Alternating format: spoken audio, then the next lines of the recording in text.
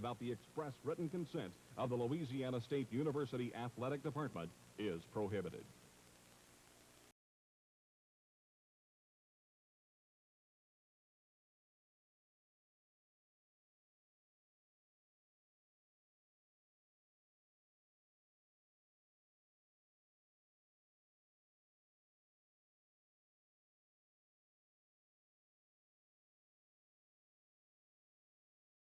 Presents Tailgate with the Tigers.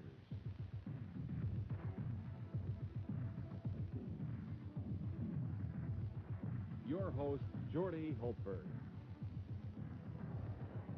Good evening, everyone. Welcome to the Louisiana Superdome, where the 85th meeting tonight takes place between the LSU Tigers, 1-1 on the year, and the Tulane Green Wave, 6-4. A game not only with bragging rights, recruiting rights, and all that goes with a traditional rivalry, but extra added incentive is going on tonight. The Tigers need to win to maintain their place in the polls to get that big bowl bid that should be coming after tonight's ball game. The Tulane Green Wave, the first winning record since 1981. If they win or if they play well tonight, they are guaranteed a bid to the Independence Bowl in Shreveport, Louisiana. So if any other incentive is needed, it's here tonight. We have a lot of things going on this evening. Tonight you'll witness two of the greatest pass-catch combinations in the history of college football. Hudson to Davis, or Jones to Zeno. That and much, much more tonight. In our pregame show, we'll start off with our Coach's Corner segment. Doug Moore had a chance to talk with Ed Zornbrecher, the offensive coordinator who helps architect that passing game and the running game into a very prolific, high-scoring offensive attack for the LSU Tigers. Doug Morrow with Ed Zornbrecher. Our guest this week on Coach's Corner is offensive coordinator Ed Zornbrecher. And Ed, we'd like to talk about a lot of things about the Tigers this year, but there's one area I think that we could fill up an hour program with, and that is injury. You and I talked before the season about whether it's the players or the plays that is more important, and I think you pointed out at that time you need them both, and you do need the players. And you have lost an awful lot of players from your offensive unit. Would you tell me, as the season has progressed, how those injuries have hurt the team and what changes you've had to make? You had Mickey Harris, who went down to fullback before the season, but then Ralph Norwood in the Ohio State game, and it started then. Can you point out to us how it's affected? Well, diagram our offensive formations, and the crosses indicate the people who have missed games, and Nacho is indicated in there because he's injured going into the Tulane game this week. With the different injuries we've had to adjust what we do at certain times and what we emphasize. We don't change the whole offense, we just change the emphasis. For example, when Ralph went down, we've had to get more help at the tackle position instead of isolating him, especially in pass protection. He was an excellent pass defender, big long arms, and so we could turn him loose and concentrate on helping some other people. Same thing with Brian. He's such an excellent blocker. We've had to get a little bit more help at that position, so it limits what you can do in other places, and you have to concentrate more in those areas. We can still run our basic plays. We just emphasize different things a little bit more. With the quarterback injury, we've had to limit our option plays a little bit because we cannot afford another injury there, and then Tommy running the option is not something we'd want to do when he's hurt. Fullback position, with Mickey being out, it really hurt our depth there. He got back. Victor was injured, and he's our best runner at that position, and for about 5 games he was limited. So we've had to adjust a little bit. We had to really go to tailback emphasis offense here. We've limited our tight end emphasis part a little bit, that type of thing. Now, you mentioned the injuries there. Wendell Davis has been injured throughout the course of the season, off and on, since the Rice game, but still has played most every ball game. How has he played? Injured or just with courage or what? Well, he's a tough guy, and he's been playing injured since that game. And what happens is he gets really sore after the game, and it takes him 3 or 4 days to recover from it. And then he gets a little bit of catching in toward the end of the week, and then he plays in the game and gets sore all over again. So it's a cycle, and until he gets sufficient time to rest, it's going to continue that way. The thing that's been a factor there is more timing than anything else. And it's been good, but it's not as sharp as it was early in the year just because of the repetitions haven't been there. Let's talk about the other side of that injury coin now. In addition to the offensive injuries, there have been a lot of defensive injuries and people who've been playing hurt all year, and the defense was pretty thin to start with. What effect does that have upon you as the offensive coordinator in calling a game as the game moves along to try to protect the defensive team? What changes do you have to make in your play calling, if any? Well, you want to try to control the football. Now, we always want to do that within the concepts of our offense, but maybe instead of going for a lot of big plays, maybe you see a chance, maybe we'll run 3 or 4 plays here and then go for the big play rather than going for it right away to give your defense a little bit more time to rest. Now, this week against Tulane, do you have to make any changes at quarterback? By that I mean, do you plan maybe to alternate quarterbacks? You're playing in a stadium which has a field like playing in the middle of the street. It's like concrete.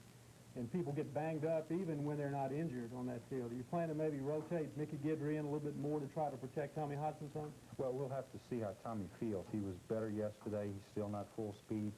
He's still got a couple more days to recover, so we'll have to just see how he feels when he warms up. And I think until that point in time, we really don't know. Well, we wish you the best of luck against the Green Wave this weekend. I hope you're able to control it the way Mike Archer said. He wants 25 carries for Harvey Williams, 25 for Sammy Martin, 15 for Eddie Fuller, and a whole bunch of points on the board. Thanks for being with us, and good luck. All right, Doug. And you stay with us. We'll be back right after this. They're expecting 75,000 fans in the Superdome tonight. When we come back, we'll talk to the head man, Mike Archer, as he reviews this season and looks ahead.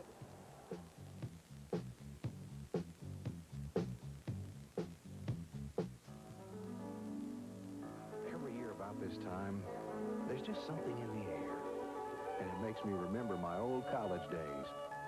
I had some great times at LSU.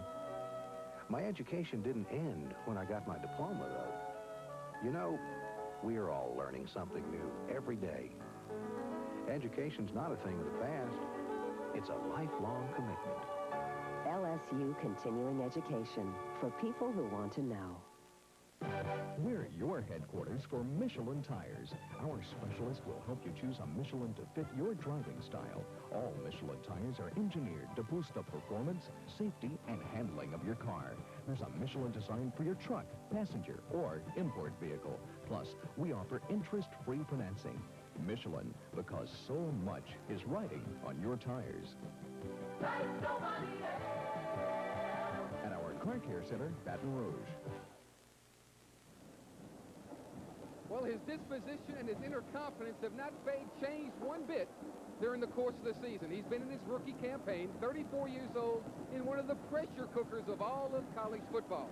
Mike Archer has handled it, and he's handled it like a veteran. I had a chance earlier in the week to talk to Mike about what it was like for the first game and through the entire 10-game schedule leading up to the Tulane ballgame. I think you'll be surprised on some of his thoughts. Here's my talk with Mike Archer. Mike, it just seemed a few months ago we had you on our Tiger Vision preseason special talking about the expectations and what you could look forward to as a first-year head coach and your team. And now, time has flown so quickly, we're here to talk about a recap of the season. Now, obviously, you have one more game to go regular season and a bowl game. A lot of expectations started, and you took your show on the road to Aggieland, Texas A&M, and that got the ball started. Well, it was an inauspicious debut, I guess you could say. There was such a build-up to the game, Jordan. And everything dwelled on my age and being my first game. And I think our players were very mature about it. They realized that they had a good football team and a nucleus for a good football team. And they were going to go out and play the game. Whether I was the coach or you were the coach or John McBride was the coach didn't make any difference. We have good coaches here. We have good players. They were going to go out and play one of our arch rivals in Texas A&M and play a team that had not lost in their stadium in 14 straight games. And they went out and did it in a very workmanlike manner, coming away with a 17-3 win. And, you know, it was very proud. I was proud. I think our coaches were proud of the effort of our players. And I think a lot of questions were answered. And I think the age factor, I went from being Mike Archer, youngest head coach in the country, to just Mike Archer, coach. And that took a lot of pressure off of myself, our coaches, and our players, I think. You mentioned a lot of questions were answered. If you can look back at that time, was the defensive line that everyone talked about, was that the major concern? Because if it was, sure, that question really was answered quickly. Well, I don't think there's any question in my mind, in all of our defensive coaches' minds, and maybe some of our players' minds that was a big question. But we had confidence in the players. We felt like in Carl Dunbar and Darrell Phillips and Clint James, Tommy Clapp, George Enriquez, we had some talented players, and Tommy was the one who had played the most.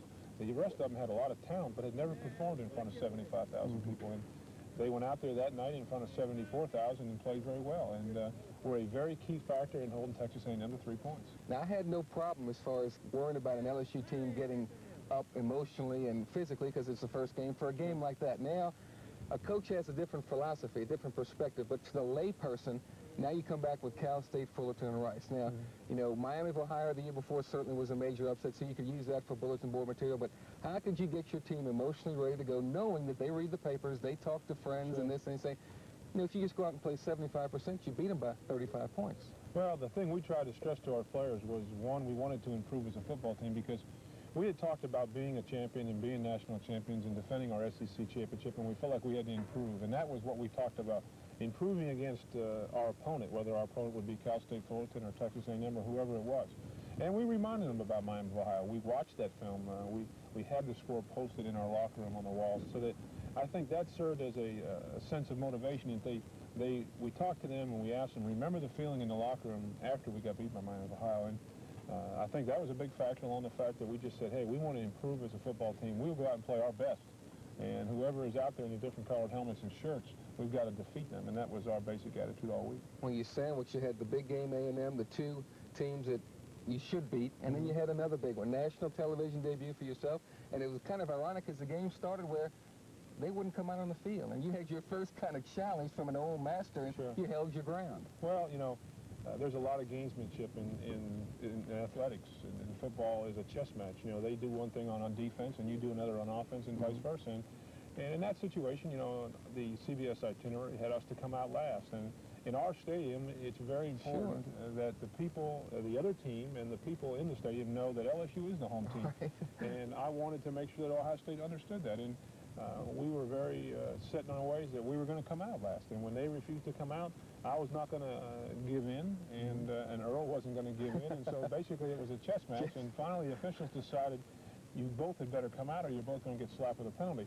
I thought it was, you know, as I look back on it, I think it was just a funny thing in college athletics, and it was kind of fun. It set the tempo of the game.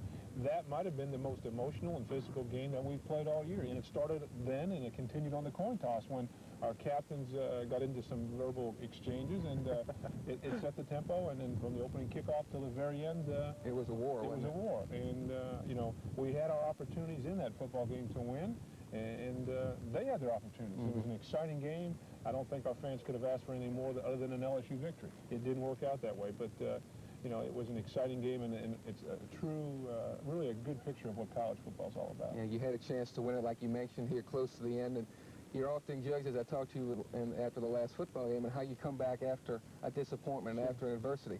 How did you, as a head coach and your coaching staff, get ready for a Southeastern Conference opener, which is the most important thing of your own schedule? Well, you know, that's what we talked about. Here we are, we're the defending champions. We're coming off of a very tough tie to a team that we felt like we should have beaten, and we talked about it. We watched the film. We said, okay, we'll put this one behind us. We have to go on from here, and we have to play a very good Florida team that had just beaten Alabama and Mississippi State. So our players knew what was in front of them, and we came out, and we may not have been as emotionally high, and we may have been a little bit flat against Florida. Yet we were able to, in the fourth quarter, get enough done that enabled us to win the game 13-10, and that's a credit to our coaches and players that you can, maybe not on your best night, beat a very good Southeastern Conference football team, and in the SEC you better buckle it up every Saturday. You had great success on the road as you had under Bill Arnsparger. Now, I think you're 12-0 in the conference now, or 12 straight wins, whatever. 12 straight wins. It's just unbelievable, and that continued to go as the season progressed. You had a big win against Georgia on the road. Ole Miss on the road in Jackson, and things kind of fell into place, and it always boils down to Alabama's always going to be Alabama. No matter what their record is, no matter what their injury situation is or who their coach, Alabama is tradition just like LSU is, and that was a big game and a tough game, and just one of those things that didn't fall into place for you. Well, you know, all year this football team has had an innate ability, and I don't know if it's good or bad, to play just super football for an extended amount of time, and then all of a sudden we seem to go to sleep. Yet then when the game is on the line, we come back and get it done, and we somehow find a way to pull it out. We did it in the Georgia game. The Georgia game was a great example. We're ahead 16-3 at the half, and basically have controlled the game and should have been ahead more. We come out the second half, we give up some big plays and turn it over, and they're ahead, Yet our football team in the fourth quarter, in a very tough stadium in front of 82,000 people, find themselves behind. We take it 65 yards and score to win the ball game. That showed the true character of this football team. And then in the Alabama game, it didn't work out that way. We didn't play very well in any phase of the game, offense, defense, or special teams, and yet we were ahead 10-6 at the half and had been on the field twice as long defensively. They had twice as much yardage, and yet we were still ahead. We did not take advantage of our opportunities, and we turned it over. And every year, the Alabama-LSU game was decided by turnovers. I've looked back in the 4 years that I've been here. And we turned it over. They did not, and they won the football game. So that's a credit to them, and that's something that we had to live with and put behind us and get ready to play Mississippi State. 8-1-1, not a bad season at this point. You got Tulane left that's coming on later today. Obviously, we're taping this before the game, and then a bowl game. On you personally, how have you matured? What have you learned? What's the main thing you've learned now, and the difference in being an assistant coach and a head coach, and that you can build on as the years go on? Well, I've learned an awful lot. I've learned about our coaches, and I've learned about our football team, and I've learned about myself. And I think, you know, this has been a learning experience for me. And there are things that I'm going to remember for many years as to how I handled certain situations, how my coaches handled certain situations, how our younger players reacted under pressure. And we will build from there. I think we've got a very great situation here right now. We've got some stability with Joe Dean and myself being so young, and the future, I think, is very bright for LSU. And we're going to go on from here and recruit and continue to put more good players into our program, and I think that we have the ability to be a top 10, top 5 caliber program. It's still going to take an awful lot of hard work. We're not there yet. You know, we knew that when we came here 4 years ago. But there's things that I've learned that I can use to build, that I can pass on to our coaches and players, and hope that we can continue this thing at the level where it's at now and get even better. Is the job as big as it sounds like? It's a little bit bigger than you know, I knew what I was getting into. I didn't know quite the magnification of it. I didn't realize the national media attention that you get and the demands on your time. But, you know, that's come with our exposure being on TV, national TV 6 times. And we have had success. And, you know, success breeds success. And, you know, our players have enjoyed the exposure, yet they know that they to continue at the level we're at, they're going to have to work even harder because everybody knows about LSU. That's true. And that part has been interesting, and it's been a little bit different, and I've learned a lot from it. I hope that... you still got hair on your head, so it's not I've still got hair. It's going to turn gray very quickly, and I think I've gone from 34 to 60. At least I know I did in the Georgia game the last 7 minutes of that game. So, but it's been fun, and I think it's been fun for our players, and I think it's been fun for our coaches. It's always fun when you win. You know, as you said, we're 8-1-1 right now. If we were 2-10, it may not be quite as fun. That's right. We wouldn't have had an 8 or 9 minute interview. It may have been 2 minutes. It might have been real quick. Real quick. Well, congratulations. Best of luck in your 2 remaining games. Thank you for being with us, and keep up the good work. Have a good recruiting year. Thank you, Jim. Mike Archer, very successful debut, and many, many years to come. We'll be back with more after these messages, so stay with us. The quickest message in all the South. Mike Archer has really done a great job. Next up, a music melody. Players that have contributed this year, they will also be back next year. We've only just begun. It's our first anniversary at Salisbury's Dodge City, and that means save, save, save. Get $3,000 off all Shelby's, including Shadows and Lancers. Get a $1,000 cash rollback on Daytonas and K-Cars. Get $500 Christmas cash from Dodge. To celebrate, we're giving away a used car every Saturday. Buy Japanese imports. Colt only $59.90. Pickup $66.90. Plus win a vacation to Hawaii. Save, save, save at Salisbury's Dodge City. Nice, Mark. Thanksgiving night, only on pay-per-view. Witness the Survivor Series. On Thanksgiving night, the WWF is having their first Survivor Series. Andre the Giant, your team versus mine. One by one, they'll be eliminated until it's just you and me. Witness the Survivor Series, a special live pay-per-view event from the World Wrestling Federation on November 26th, Thanksgiving night. Live and exclusively on select events.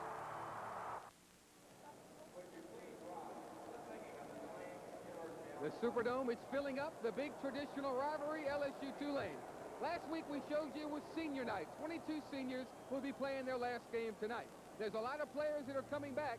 Some have had very valuable roles in the success of this team this year. We put it to music.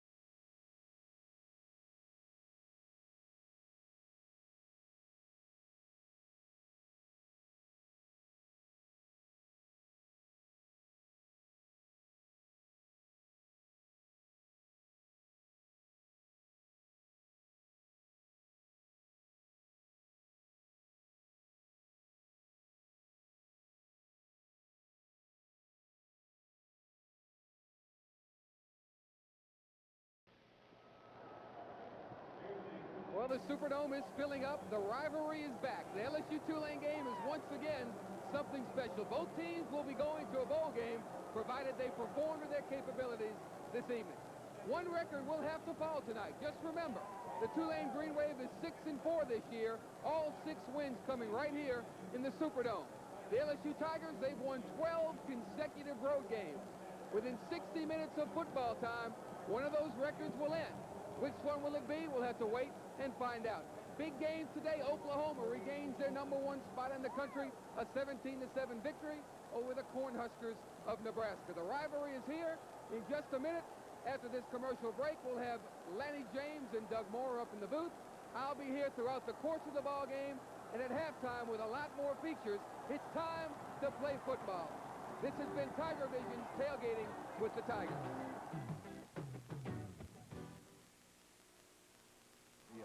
A legend arose who would change forever the way the game of basketball was played. Pistol Pete Maravich is back with an all-new instructional video series that reveals the secrets that made him great. Pistol Pete's Homework Basketball Series. The unique combination of instruction, motivation, and one-of-a-kind drills in this video series are unmatched. Whether you want to make the team or the Hall of Fame, this video series will give you the edge over any opponent. Pistol Pete's Homework Basketball Series is the most complete instructional guide to the fundamentals ever offered to the public. Totally unique, innovative, and stimulating. Instruction from the legend himself, Pistol Pete Maravich. Available nationally for $39.95 per tape. Now in this special Tiger Vision offer, you can receive all 4 tapes for only $99.95. Operators are standing by, so call 1-800-262-2314. 1-800-262-2314 for Pistol Pete's Homework Basketball.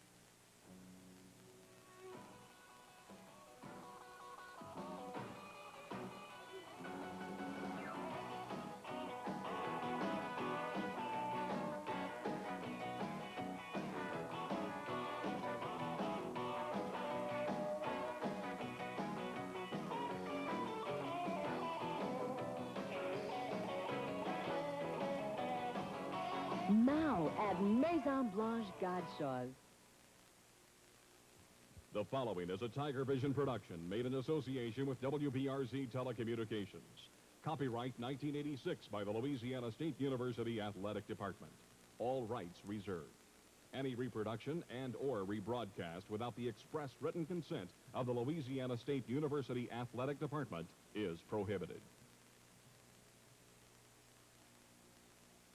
Tiger Vision Football is brought to you by Maison Blanche Godshaw's, like nobody else, with stores in Baton Rouge, Lafayette, and New Orleans. And by Robinson's Maison Blanche, with 10 Florida locations, including Tampa and Orlando.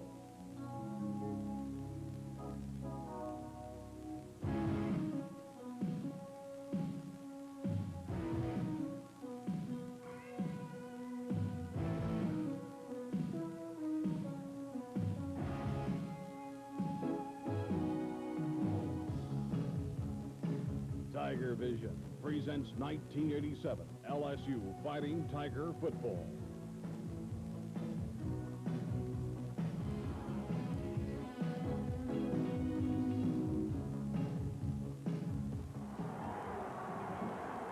From the Superdome in New Orleans, tonight the LSU Tigers close out the 1987 regular season against the Green Wave of Tulane. The LSU Tigers at 8-1-1, Tulane at 6-4.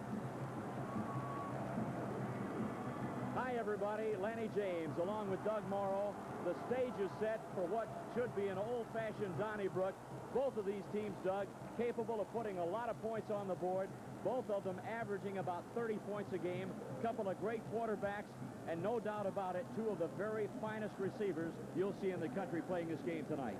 Lanny, for the fans in the stadium here, as well as our Tiger Vision audience, you will see Mark Zeno, number 11 for Tulane, and Wendell Davis, number 82 for LSU. And as you said, those are, in my opinion, the 2 finest in college football, maybe not just this season, but in a long time. Mark Zeno is 6'3", weighs 206 pounds, and he is a receiver that has set national records for yardage and brutalizes defensive backs when he makes catches. He's a different type of receiver. Davis is very silky smooth, but Mark Zeno has the speed and the size that you just don't see in a wide receiver. He blocks very well, but he can go up and make catches one hand. He's got great acrobatic ability. 70 receptions, 1,087 yards, 11 touchdowns, and that ain't bad. Pretty good numbers, and I believe he is the all-time reception leader in collegiate football, passing Ron Sellers down at Florida State. Those are some pretty good numbers, and that quarterback that throws to him, he's really got me worried tonight. Well, Terrence Jones is one of the reasons Mark Zeno is so effective. Terrence Jones is the finest quarterback that LSU is going to have faced this season and possibly for a long time. He's big, once again, and strangely, his number 10 and Mark Zeno's number 11 are right together. Terrence Jones has the scrambling ability of the Ronnie Barbers of Cal State Fullerton, but he has the speed and the size to run over people, and he throws at a 59% clip. You see the two guys that we've been talking about hook up all game long, and LSU knows that they've got to stop these people, as every other team has tried to stop them, and they've been unable to do that. Well, look at those numbers. 2,235 yards, 17 touchdowns, and he's still got a game to go. And this kid now is only a junior. He's not the senior that Zeno is. He'd like to have Zeno back next year for another season. LSU counters with that. They've got Wendell Davis, and they've got Tommy Hudson. So it's going to be quite an evening for football here in the Superdome. And here's the opening kickoff. LSU to the 32-yard line. Rink on the tackle, and the ball game is underway. Doug, there's no doubt the potential is there for a lot of points tonight. Both of these teams averaging about 30 points a game. There's the LSU offense. Davidson, Rodrigue, Albergamo, Andolsek, Hacknett, Halliburton up front. In the backfield, Davis, McGee, Hodson, Williams, Victor Jones. And that's Todd Kuti at center instead of Albergamo. Albergamo, remember, hurt his leg last week against Mississippi State. LSU with the first down. Tom Hodson, he's been hobbled. He's in at quarterback. Nothing there for Harvey Williams. March made the tackle. He's a 6'2", 210-pound sophomore for the Tulane Green Wave. The defense up front, Souter, Brown, Chambers. Davis, Harvey, Mulmore, and Martz.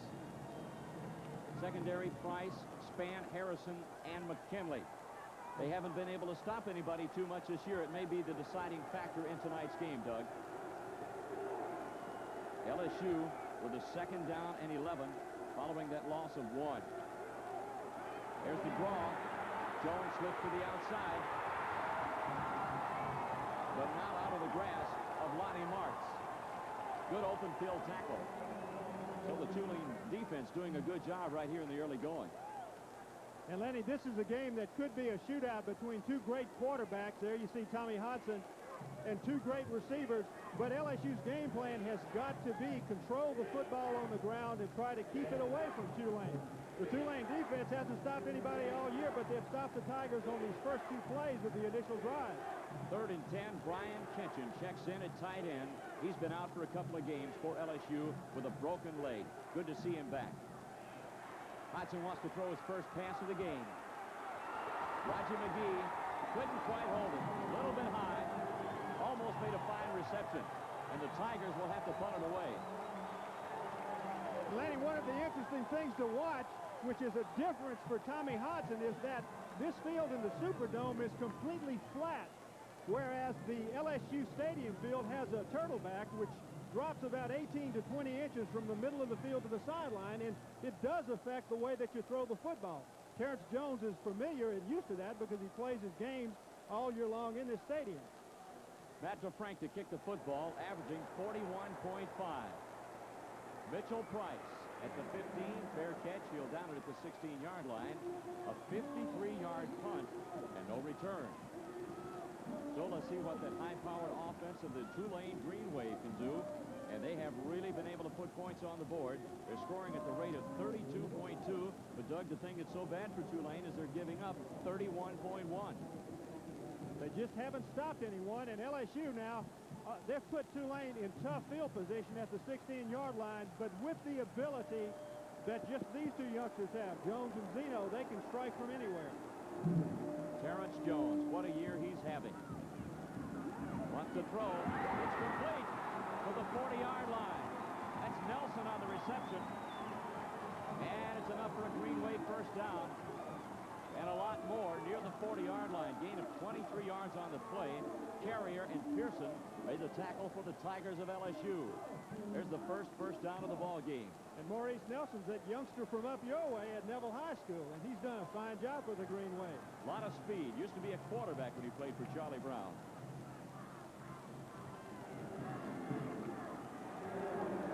Straight ahead across the 40 to about the 43-yard line. And Tommy Clapp making the tackle. Here's the starting offense for Tulane up front. Lockley, Rapole, Beck, Lattimore, Bishop, and Kenyo at tight end. Split end Mark Zeno, flanker Nelson, quarterback Jones, tailback Allen, and the fullback is Melvin Adams. Second down, 5. Tulane just shy of their own 45-yard line. Allen in motion. There's a pitch back. And Eric Hill has him at the 44-yard line. The down lineman for LSU, Tommy Clapp, Darrell Phillips, and Clint James. Linebackers, Sancho, Marlboro, Hazard, and Eric Hill. Secondary, Pearson, Jackson, Carrier, and Guidry. Third down and 5. And Eric Hill with the big play last series. He made Jones pitch and then was able to go out and make the tackle on Adams. Slot right. Jones wants to keep it. Hazard is there to put the stops on him, along with Darrell Phillips. So Tulane will have to punt away the football. He's a dangerous guy. He's got about 588 yards moving the ball forward, but when you put all those sacks against him, Doug, it doesn't look like he's too good of a runner, but he is really a threat to run with that football.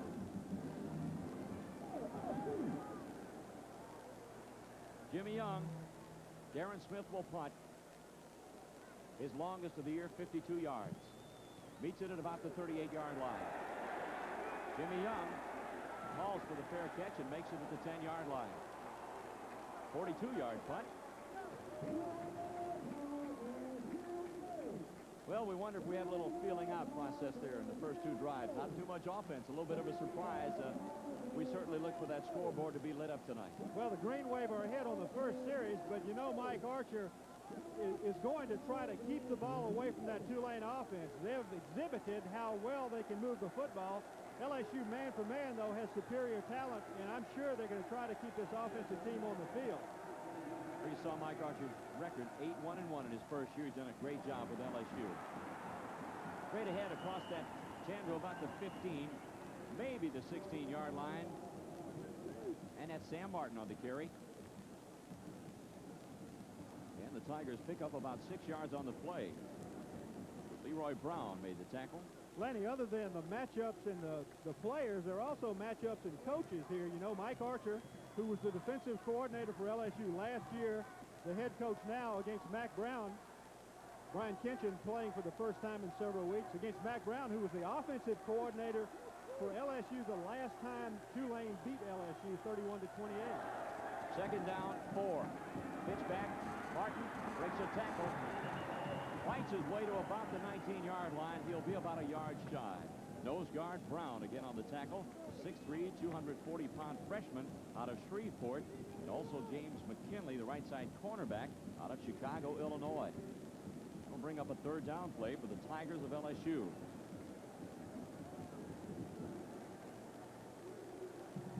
Third down, 1.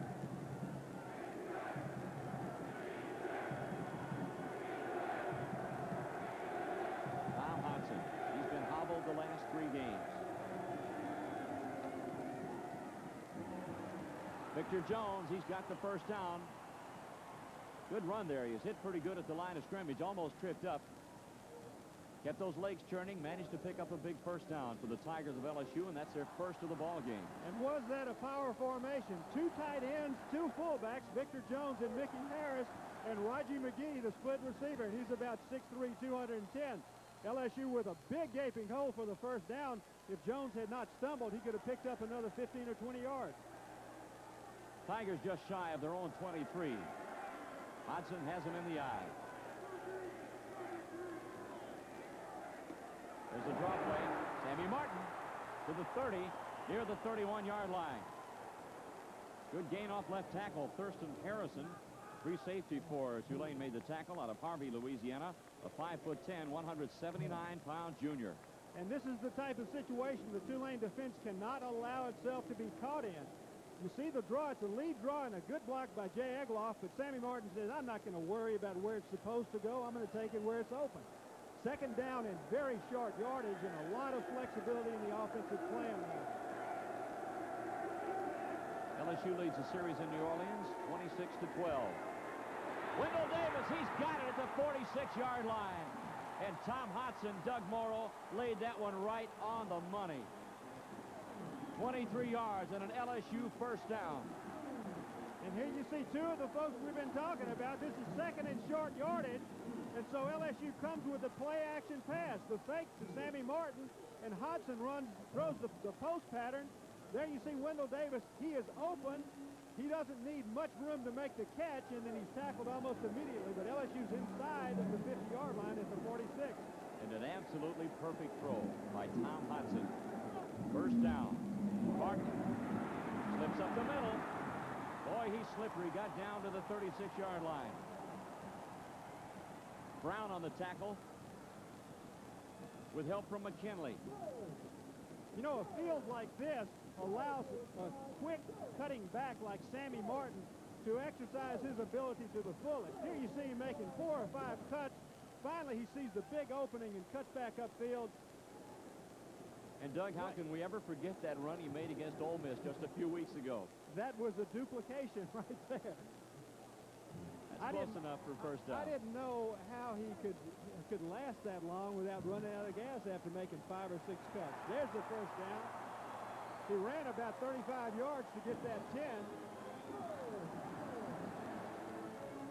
Tigers with a first down in Tulane territory at the 36-yard line. This, of course, a long-running series, LSU and Tulane.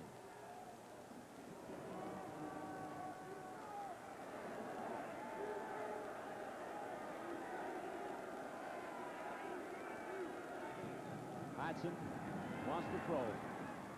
In the hands of Sammy Martin and out at about the 17-yard line. Sammy a little upset with himself. Probably should have had that one. He normally makes that catch. He's got excellent hands as a receiver.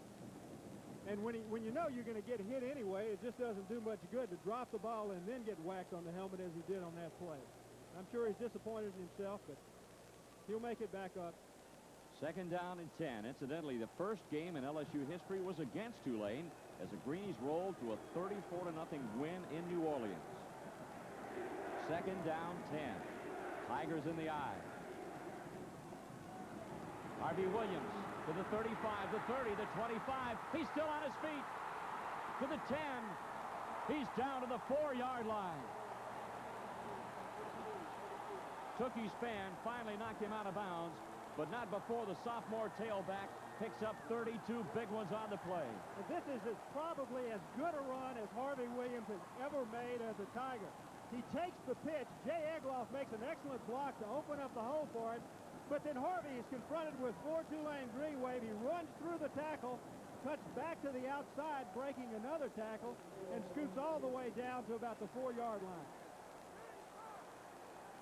32-yard run.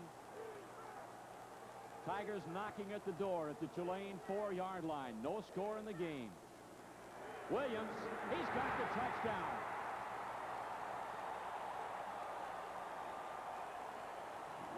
What a job up front. They just pushed the Tulane line back. I don't think anybody hit him till they got near that goal line. Well, he had big Eric Andelsack who pulled from the right side in front of him, and Eric pushed the entire Tulane defensive line back about 5 yards into the end zone. So the Tigers on the board with a 6-0 lead. 7:07 remaining first quarter. Joe Champion will snap. Valentine will hold. Brown Dyke will kick. Dead center. It's time out on the field from the Superdome in New Orleans. The score, LSU 7, Tulane nothing. And there's Mike Archer. That's Pete Jenkins right next to him. Joe Wessel, the linebacker coach. You know, Mike gets a lot of credit, but you know what, Doug? He always gives a lot of credit to a very, very fine coaching staff. And rightly so. He's taken those guys and put them together in probably as cohesive a group of coaches as you can see. Pete Jenkins has taken this LSU defense, which really was not expected to be very good before the season, and has made them into a unit that gives up a lot of yards but not very many points. Here's Lewis to kick it off. And it's taken at the 2-yard line by Pierce. Tigers nail him at the 18. Tigers with good kick coverage on the play. Mike Mays, special teams players, they're a crazy bunch, and that's a guy that just, it seems like week after week we call his number quite a few times. Speaking of numbers, look at that one. Tigers took it 90 yards, 9 plays, 357. Williams capping it on a 4-yard run. Brondike's conversion. We stand right now at 7-0 LSU. Tulane with a 1st and 10 at the Green Wave 18. Jones to throw. Got the time. Pass complete to about the 22, maybe the 23-yard line. That was Maurice Nelson on the reception. 5'9", 160-pound junior out of Neville High School in Monroe. Greg Jackson made the tackle for LSU. That first game in LSU football history was against a Green Wave. As we told you, Tulane won that game 34-0, but the Tigers went on to win the next 4, and they pretty much owned the series since that time. 2nd down and 5.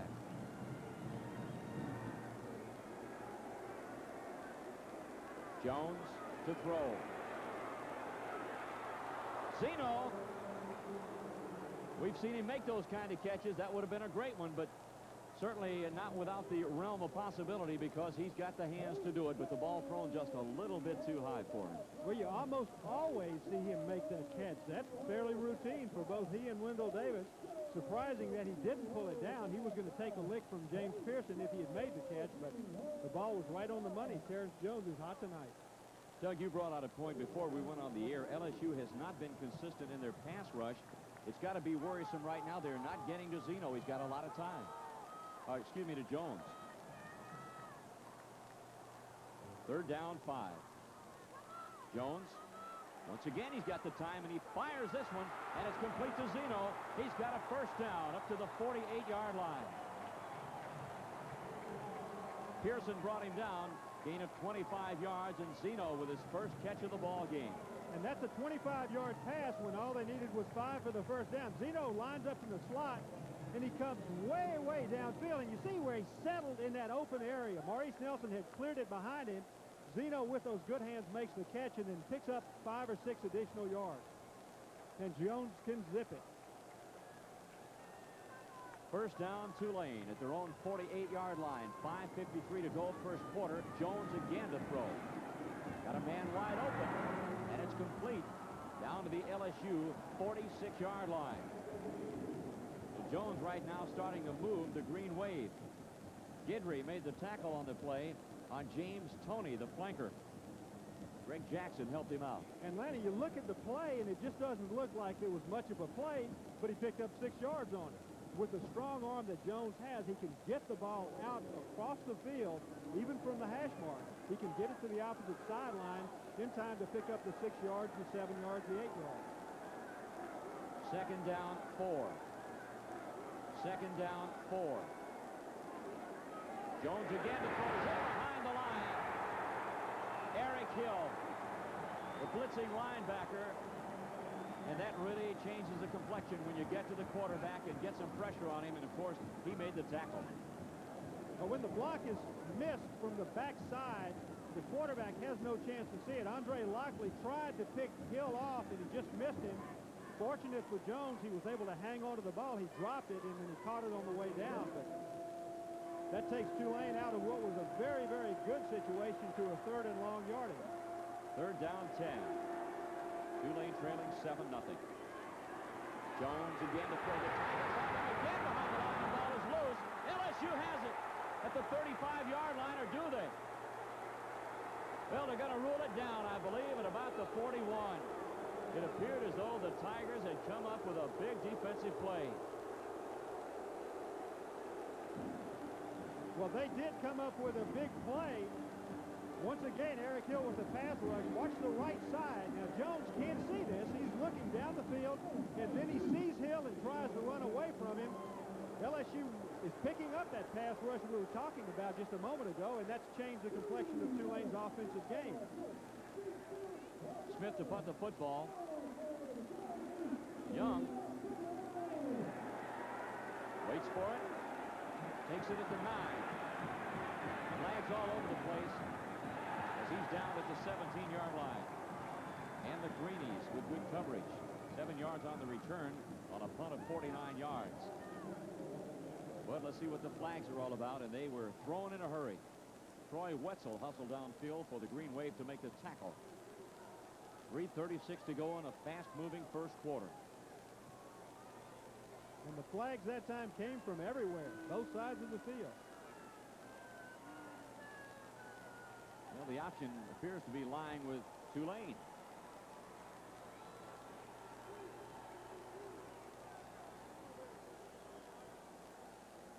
Well, Mac Brown, a former offensive coordinator of LSU, as we look at Mike Archer on the sideline, he's really done a good job. Tulane assured now of their first winning season since way back in 1981. I believe Coach Archer, with a few choice words down there, apparently didn't like that call. Back the Tigers up inside their 9-yard line. And it's another penalty in that kicking game. LSU's had that problem all throughout the season. They've backed themselves up. Of course, if that last drive was any indication, 91 yards is not that tough to get. It took them only 9 plays to go 90 last time. They'll have to pick up that extra yard somewhere on this side. Well, they can certainly do it. They have a high-powered offense also. McGee comes in motion. There's a give to Williams. Tiptoes his way across the 10, maybe the 11-yard line. Todd Coutee starting at center. As you probably recall, Nacho Albergamo went down last week. Doug, I believe he got kicked on the calf. Wasn't that finally what happened to him? Swelled up pretty badly, and who can forget him shaking hands with Sam Martin when he made that touchdown, hobbling on one foot. Second down, 9.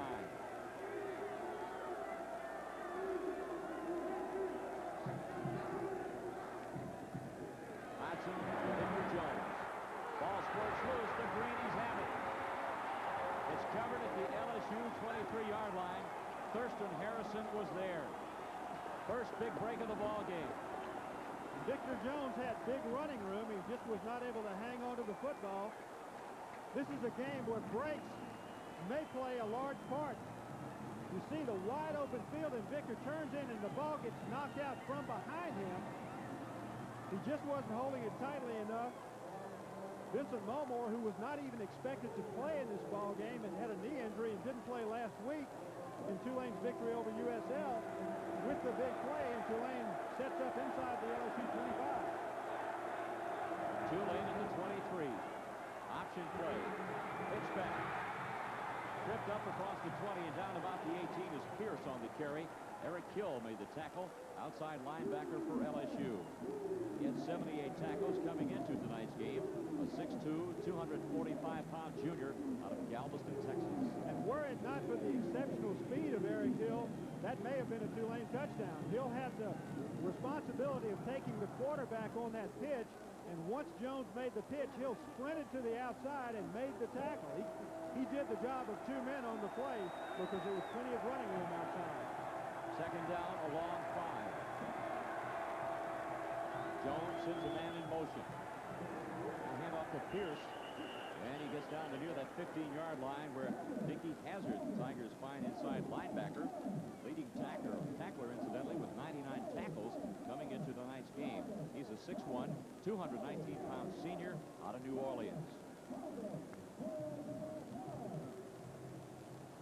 Tulane 1 for 3 in third down conversions thus far, and they've got third and about a little bit less than 2. And there's head coach Mac Brown. Has a Green Wave at 6-4 on the year, 11-21, his career record as head coach of Tulane. Hits back to the 15, to the 10. He's down for a first down. Marvin Allen, James Pearson stopped him. But the Green Wave now with their first big threat of the ball game inside the LSU 10. And this is excellent ability by Terrence Jones. LSU did a pretty decent job on the play, but Jones was able to get the pitch past Ron Sancho, and Allen took it in for the first down inside of the 10. This is the territory where if Tulane is able to move the ball in from this spot, the Tigers may have some problems. 1 minute, 7 seconds to go, first quarter.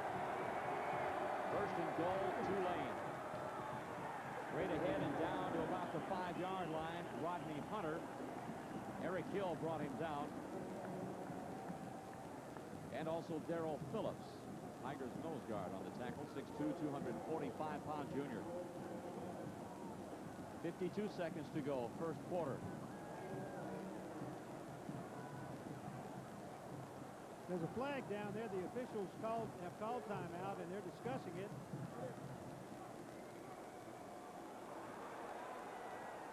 Well, that is going to hurt the two. Well, it's going to be offsetting penalties. Personal foul against each team. That was inevitable. There's been a lot of discussion among the players out there, and the officials had to call something eventually because it tends to get out of hand at the LSU-Tulane games. Players figure they live close enough to have rematches during the offseason, and they'll go ahead and have that first bout sometimes out here on the field. Well, they finally moved the downs marker. That must have been a dead ball foul. It's at the 6-yard line, second down and goal. Tulane trying to tie up the ball game. 43 seconds remaining. Still having some kind of a discussion down there at the 5-yard line.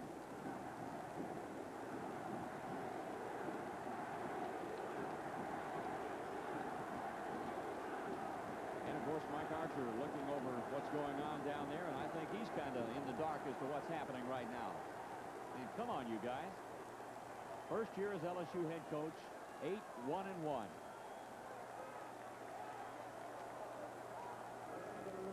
That's a pretty good response for Archer. He's usually a pretty cool customer. Well, he's trying to figure out, you know, if I hadn't pointed it to your attention, you were going to leave the ball there on the 5-yard line. And if it were a dead ball foul, Mac Brown now is wondering, why did you change it after you called it a dead ball foul? We had the ball on the 5. I guess they're going to replay the down if the personal foul occurred during the play. And Coach Brown doesn't think it did for sure. Well, this makes more sense anyway. We got first down and goal at the 9-yard line. But for Tulane, they'll get 4 more cracks at it. Terrence Jones, option, pitch back. Run out of bounds at about the 6-yard line. Allen tried to turn the corner and could not get it in. Tigers stretched it out pretty well. 24 seconds to go in the first quarter. Lenny, I'll tell you, Eric Hill, the last 2 times Jones has run the option to the right side, has almost caught him from behind. He may catch him from behind sometime during this game. But I'll bet you Tulane runs a reverse sometimes during this game, and they're going to get around Eric Hill if he comes down the line that flat. Well, we'll look for that. Second down and goal at the 6-yard line. Jones wants to throw. Pass complete. Tigers stop him at the 1.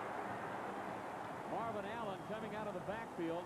Greg Jackson was there with help from Kevin Gedry, and Tulane almost had the 6. That's good tackling by the Tigers secondary. Very aggressive tackling. Jones back. He sees Allen coming out of the backfield. He threw the good pass. Allen made the catch, but then Kevin Gedry coming up from the secondary. Jones is 5 out of 6 for 65 yards. It's a timeout on the field with a score. LSU 7, Tulane nothing.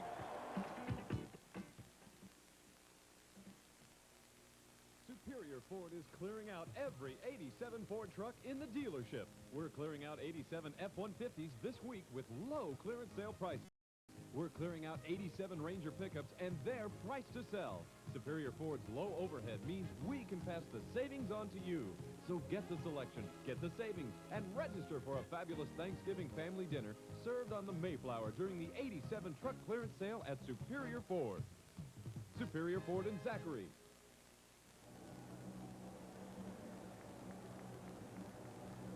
Well, we're moving into the second quarter of action. LSU up by a score of 7-0, but Tulane, Doug, trying to get it in, and they're in great shape with a 3rd down and goal at the LSU 1-yard line.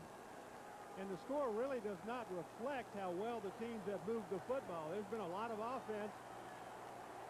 It's a wide open game. Both teams have the ability to make the big plays, and it's been a typical LSU-Tulane game. It's a sold-out house here, and the crowd was unable to get into the Superdome because the doors were kept locked until about an hour and 15 minutes before kickoff. And, of course, these crowds, Lanny, love to roam through the streets of New Orleans during the day and get ready for this ball game. So it's a typical great LSU-Tulane rivalry. Tigers with their backs to the wall. Dig in. Hand off. Allen. Touchdown.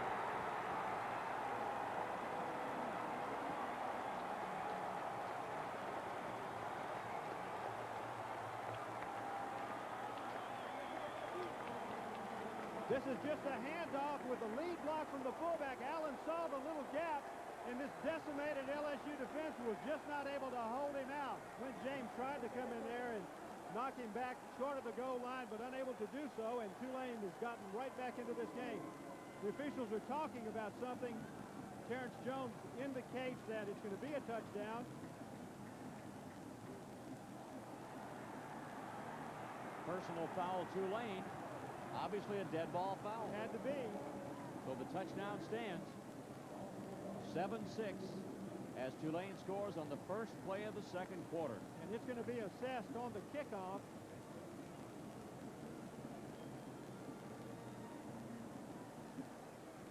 Todd Wiggins will attempt the extra point. He's 33 of 38 on the year. We've got a tie ball game with 14:57 to go in the first half. From the Superdome in New Orleans is timeout on the field. With the score, the Tigers of LSU 7, the Green Wave of Tulane 7. In the Cajun Kitchen, you'll find big savings on Magnolite cookware, like this 10-piece set, just $99.99. Or choose this 6-piece Magnolite Professional set for only $99.99. And the newest edition, Magnolite Premier, alloyed with magnesium for extra strength. This set, $129.99. Magnolite in the Cajun Kitchen. Like nobody else. At Maison Blanche Godshaw's. The LSU Lady Tiger basketball team will host the Thanksgiving tournament November 27th to the 29th. Among the teams competing in addition to LSU are Grambling, McNeese State, UNO, South Alabama, USL, Arkansas, Pine Bluff, and Tulane. The action will begin at 11 a.m. on Friday with South Alabama facing USL. 1 p.m. Grambling will take on UNO, and 3 p.m. Tulane would meet McNeese.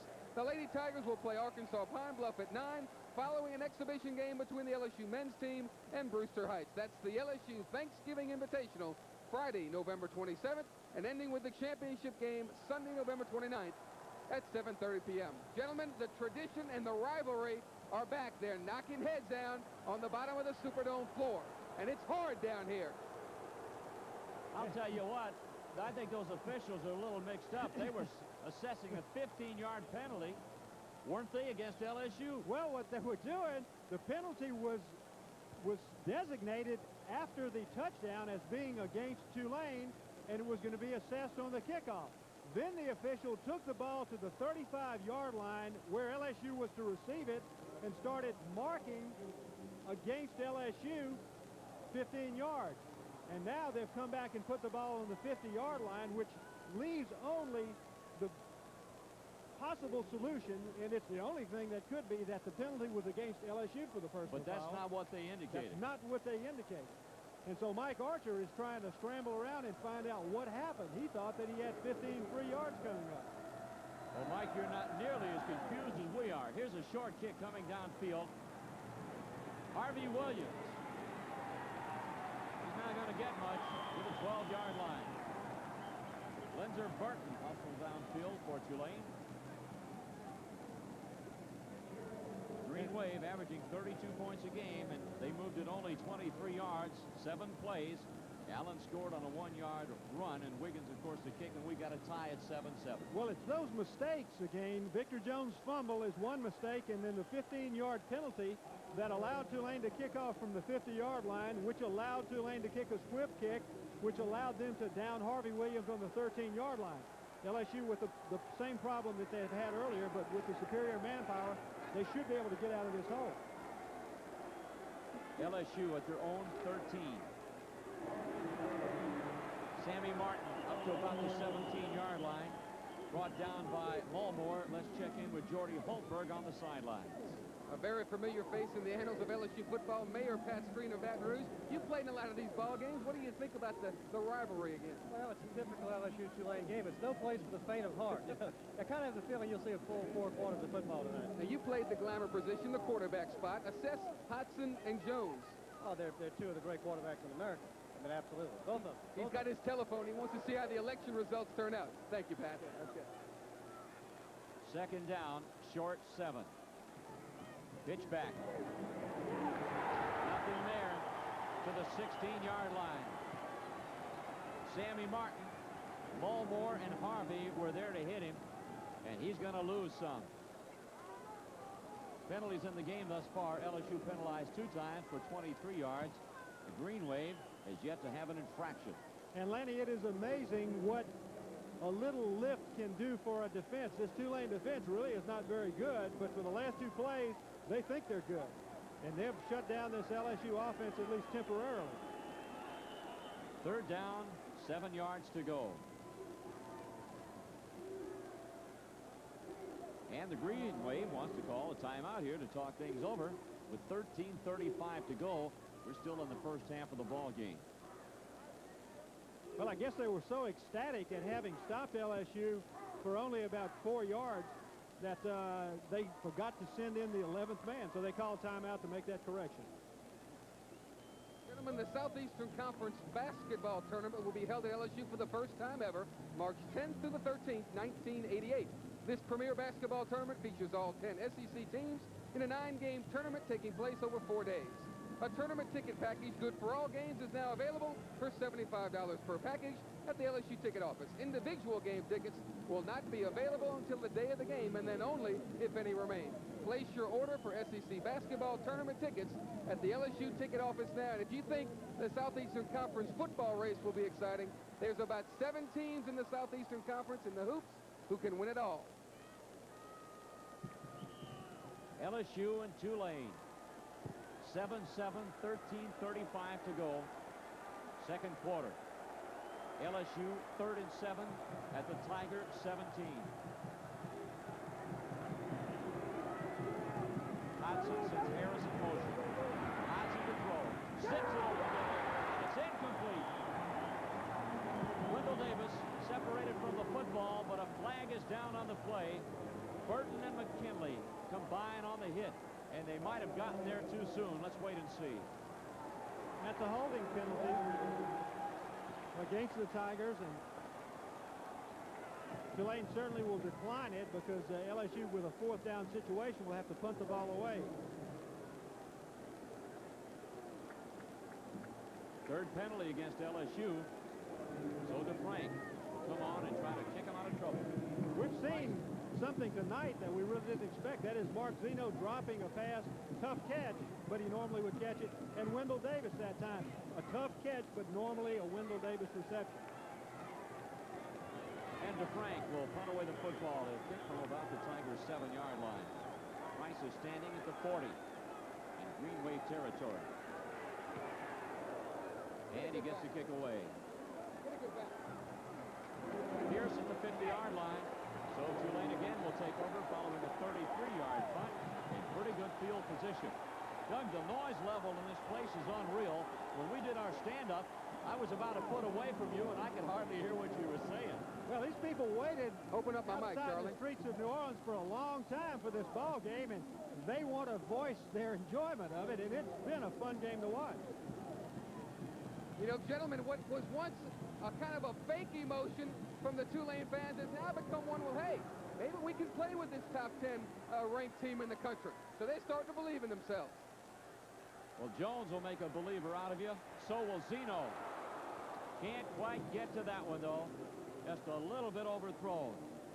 Zeno, incidentally, became the NCAA's leader in career receiving yards last week by catching 12 for 238 yards against the Ragin' Cajuns of USL.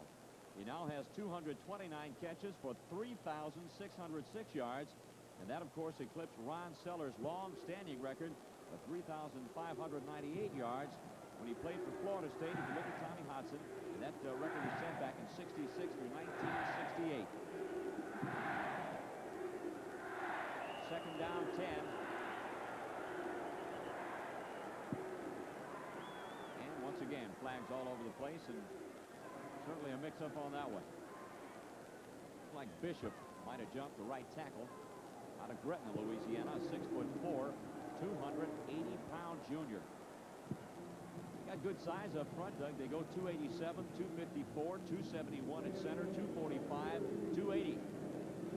They're importing some big ones down here in New Orleans.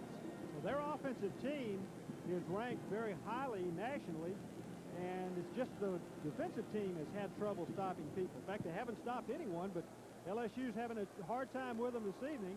Tulane in this game 7-7, and they're playing very well, and both teams are playing hard. Second down, 15. Jones rolls left. He's going to keep it. He's a good runner, but the Tigers nail him. Nicky Hazard drops him at midfield. Pretty good recovery by the LSU defense. It looked like Jones had a good play. He drops back, and this is a planned roll to the left. And you see that he is trying to seal everybody inside. He makes the cutback here. Eric Hill keeps his feet. Nicky Hazard gets up off the ground to make the tackle. And that saved what could have been a big game for Jones.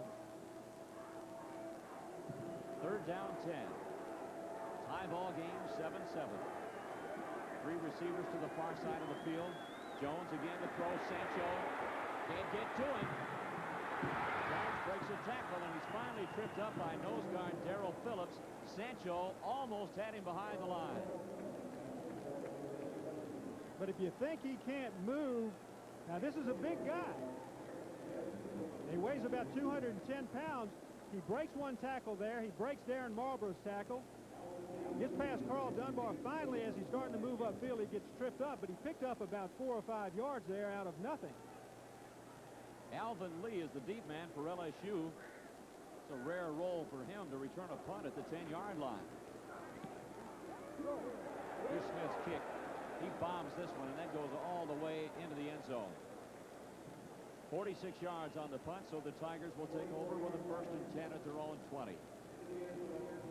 Buds McKenzie enjoying the action. 11:30 to go. I guess that's who that was. Looked kind of like him. 11:30 to go in the first half, and we're tied at 7-7, LSU and Tulane. Tulane has won its last 6 games and 8 of the last 9 at the Superdome. They're playing pretty well right now. LSU with a 1st and 10. Tom Hodson. 13 touchdown passes thus far this season. There's Victor Jones. And he's got good yardage close to the 1st down near the 28-yard line. Lonnie March made the tackle defensively for Tulane. And he's got 8 yards on the play. It'll bring up a 2nd down and 2. There's been good running room for those LSU fullbacks tonight. Victor Jones picked up good yardage prior to fumbling 2 series ago, which led to Tulane's touchdown. Tigers shift into the eye. Hodson with a long count. Harvey Williams to the 40. Bumped out of bounds in Tulane territory at the 45-yard line. Gain of 27 yards. This is the way, Doug, we've said many times, Harvey Williams can run. He's capable of doing it. And the play didn't start out pretty. Tommy Hodson looked like he went the wrong way, but he saw Harvey Williams. He knew what was supposed to happen. He pitched it to him, and then Harvey just found a hole. And This is something that he was not able to do earlier in the year. He has improved as a runner. He finds the open spot, and he's got such great speed. And Wendell Davis is downfield blocking for him and picked him up another 5 or 6 yards. First down, Tigers at the Green Wave 45. We're tied at 7. There's a good look at Tom Hodson, sophomore quarterback out of Matthews. Williams again hurdles his way down to the 40-yard line. Andrew Treadway brought him down. 6'4", 245-pound freshman. But not before Harvey gets about 5 on the play. It'll be second down and 5. Harvey has 6 rushes for 67 yards in the first half of the game. Not bad numbers. Averaging a little bit better than 11 yards per carry. Hodson, quick pass. McGee, first down. LSU at the 27.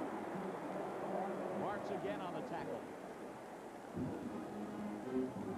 LSU spread Tulane's defense out that time. They put Harvey Williams in a slot on the left side.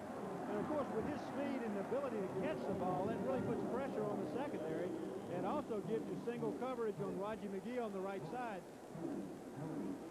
9:59 and counting in the first half. LSU trying to regain the lead. They had it at 7-0, but a turnover set up Tulane at the 23, and the Green Wave took it in to score in 7 plays. Tigers again in the eye. Hodson. Pitch back. Williams to the 20, to the 15. LSU first down. Harvey on the carry. A gain of 12 yards. Williams having himself quite a night. And he's making a lot of people miss him. This is a pitch to the right side. A foul block between the center and the guard, Andelsek, but Williams found a seam on the right side to get through, and he made 4 or 5 people miss him to pick up 12 yards in the first down. He faked Troy Wetzel right out of his shoes at the 20-yard line. He had a straight shot at him, Doug, and he made that little move to the inside. He is really quick. 9:19 to go. First half. Hodson maybe checking off at the line of scrimmage. He's good at doing it. Williams again spins down to the 10-yard line. Tookie Spann brought him down, the strong safety, a junior out of New Orleans, 6'1", 205-pounder. Well, we're seeing what we kind of thought we would see. Tulane hasn't really stopped anybody, and right now LSU really moving the football. And LSU's moving the ball the way they wanted to. If they are able to keep it on the ground and use the clock up on these drives and end up with points on the scoreboard, that keeps Zeno and Jones off the field, and that's exactly what Mike Archer would like to do the entire ball game. Hodson. Wendell Davis, touchdown. Beautifully thrown ball. Doug, I don't know of a quarterback and a receiver that do it better than these two right here. This is a fade pattern. Davis takes the inside step and he gets outside position. At this time, the ball's in the air. Hodson just lays it up to the outside, so only Davis has a chance to get it. And Davis uses those fine hands and then body control to come down just in bounds for the touchdown. Well, he has rewritten the record books at LSU. And he just keeps adding to them. Browndyke splits the uprights. So the Tigers storm back into the lead with 8:22 to go in the first half. It's time out on the field with a score. LSU 14, Tulane 7.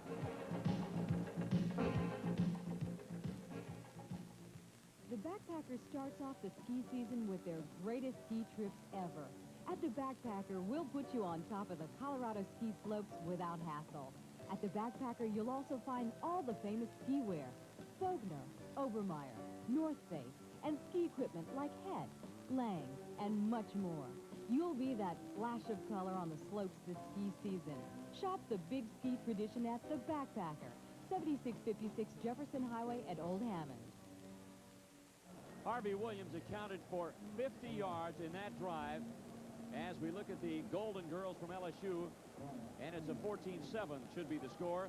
Williams, incidentally, is LSU's all-time yards per carry leader, 6.3. Tonight, he's averaging 10.1. Not bad. Pretty easy to make first downs. Just give it to Harvey. LSU up by 7. No one is going to stop Wendell Davis on that pass. Lewis's kick. Taken by Pierce at the 2-yard line. And he returns it to the Tulane 22-yard line, where the Green Wave will take over with a first down at 10. Mike Hebert hustling downfield for the Tigers of LSU to make the tackle on the play. Lenny, LSU has done it the tough way. They've gone 90 on one drive and 80 on the other. It's not like they're picking up cheap things on Tulane. They've just been able to control that ball. And that's exactly what they want to do. Tulane, 3 receivers to the near side. Jones wants to throw. And it's complete. And it's up to about the 28-yard line. Maurice Nelson on the reception. He's a real speedster. Got 8 minutes to go here in the first half of the ball game. He took a kickoff a couple of years ago for 100 yards in the ball game, but he doesn't have a lot of receptions coming into tonight's game. Only 14 for 174 yards and no touchdowns. Mike Archer, 34-year-old head coach of LSU, trying to lead the Tigers to their 3rd consecutive 9-winning season, 9-game-winning season. Pass downfield. That was some reception. Jerome McIntosh. And that's a quarterback right there. Jerome McIntosh was in a fight for Terrence Jones a while back for the starting job. This year when he came back, Coach Mack Brown decided he was too good an athlete and he wasn't going to get to play, and so he moved him to flanker spot. And you can see that it was a wise move. That's a tough catch that he made. To hold on to the football up in the air after receiving that lick and to come down as he did and to stay standing is quite an accomplishment. Just a terrific catch. In double coverage by the Tigers, that's a gain of 18 yards on the play. Tulane in business at their own 45-yard line. Here's the option. Pitch back. The 45 to the 50. Out of bounds at the 49-yard line. Carrier makes the tackle on Marvin Allen. Tigers took it 80 yards in just 7 plays. Hodson to Davis for the 10-yard touchdown. Brown Dyke to conversion. And the score, LSU 14, Tulane 7. But the Greenies are driving once again. Tulane, a great offensive football team, averaging 419.5 yards per game, 233 passing, and 187 rushing. Here's Nacho Albergamo. Starting center. Out with an injury. Pitch back. Pierce brought down by Greg Jackson. And a flag is down. Don't know if the flag is for a face mask or for a clip. Greg Jackson made a good play because he came upfield very fast so that he could not get blocked by the wide receiver. That's the call.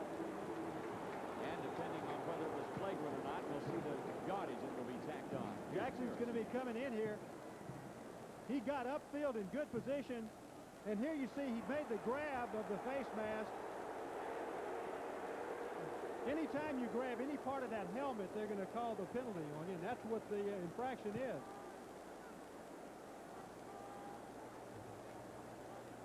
A little smile on Mike Archer's face. I'm not sure what it's about. It might be the many summit conferences between the officials, Doug, that we've seen down there in the first half. I think he was grimacing about the 15 versus 5-yard mark-off. That's a significant difference. Gives Tulane that 10 extra yards, but in all fairness, I think that's the correct call. He grabbed the helmet, and then his fingers reached up on the face mask, and he made the tackle by doing that. He didn't release the grasp. It's the 3rd penalty against LSU for 38 yards in the ball game. Tulane now in LSU territory at the 34-yard line. Jones wants to throw. Incomplete. Almost intercepted.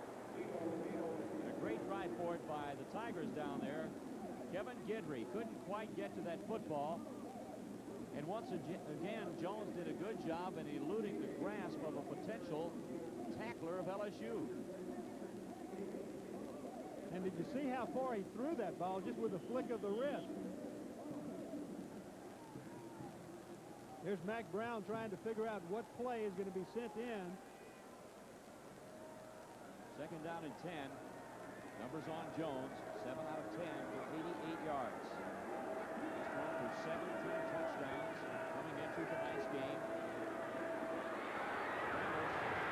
But not away from Sancho. The 41-yard line.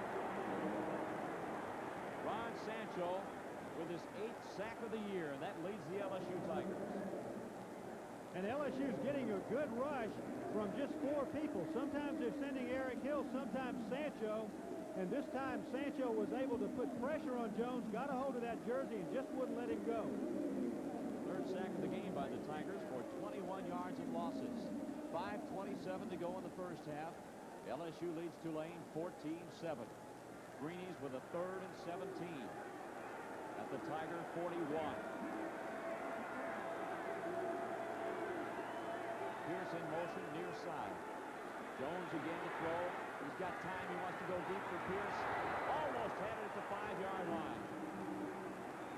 Darren Marlborough with the coverage on the play.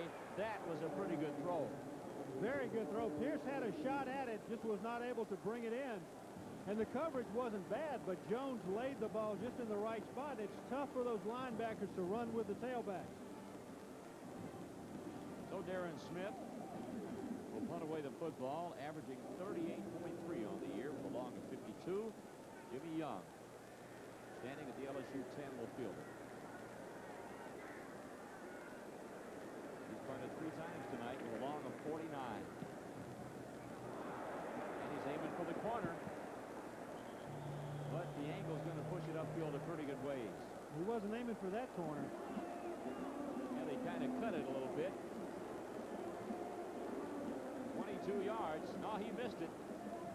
So the Tigers will take over in not too bad shape at the 18-yard line. But as bad as the kick was, it's better for Tulane than if it had gone into the end zone.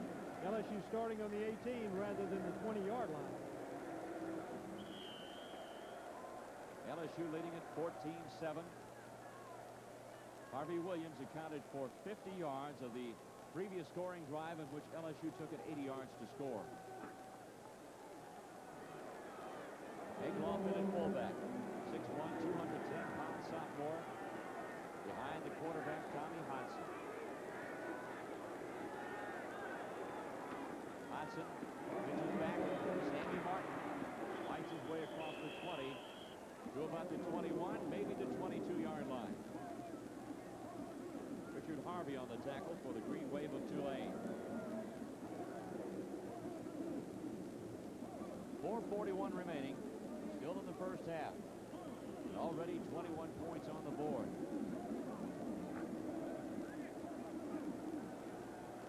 Tony Moss in the ball game. He split out to the far side. 2nd down, 7. LSU. Hodson wants to throw. It's complete to Kinchin across the 30 to the 31. And LSU has a first down. Vince Mulmore made the tackle for Tulane, a gain of 10.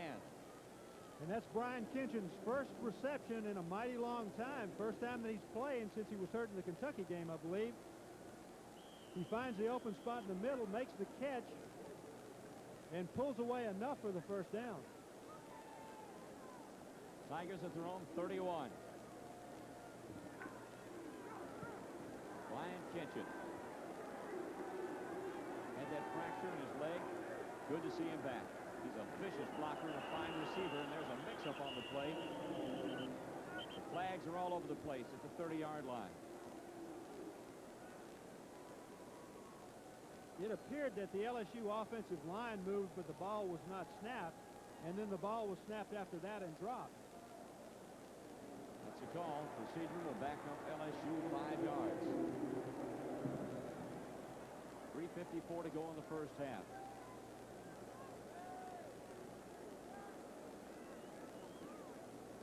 LSU looking for their 9th win of the season. Doug, that would be 3 straight years the Tigers have won 9 ball games. That's not bad. And quite a start for Mike Archer in his first season. Youngest head coach in big-time college football, and a 9-win season is a pretty decent way to get started. 3:50 remaining in the second quarter. We just had a shot of the LSU defense down there on the bench talking things over. But the offense right now on the field going to work with a first down at 15. Split backs by the Tigers of LSU. Egloff in motion. Sam Martin breaks a tackle. Fights his way across that 35 to the 37-yard line where Richard Harvey brings him down. And down to Jordy Holzberg. Coming up at halftime, we'll have a feature on 2 of the great linemen in LSU history, Andelsek and Albergamo. Of course, we'll have the Golden Band from Tigerland, and then a special feature on one of the great running backs of all time doing it big in the professional ranks. That's it at halftime. Stay with us. Second down, 3. LSU at the Tiger 37. Tigers have really moved the football very well in the first half of tonight's game. Martin in motion. He gets the pass. And he's across that 45 to about the 47. First down LSU. McKinley brought him down.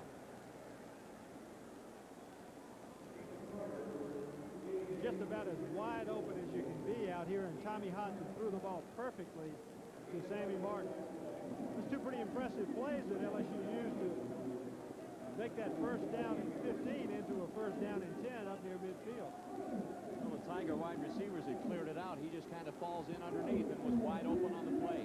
First down, 10. Pitch back, Harvey Williams across the 50 down to the 48-yard line.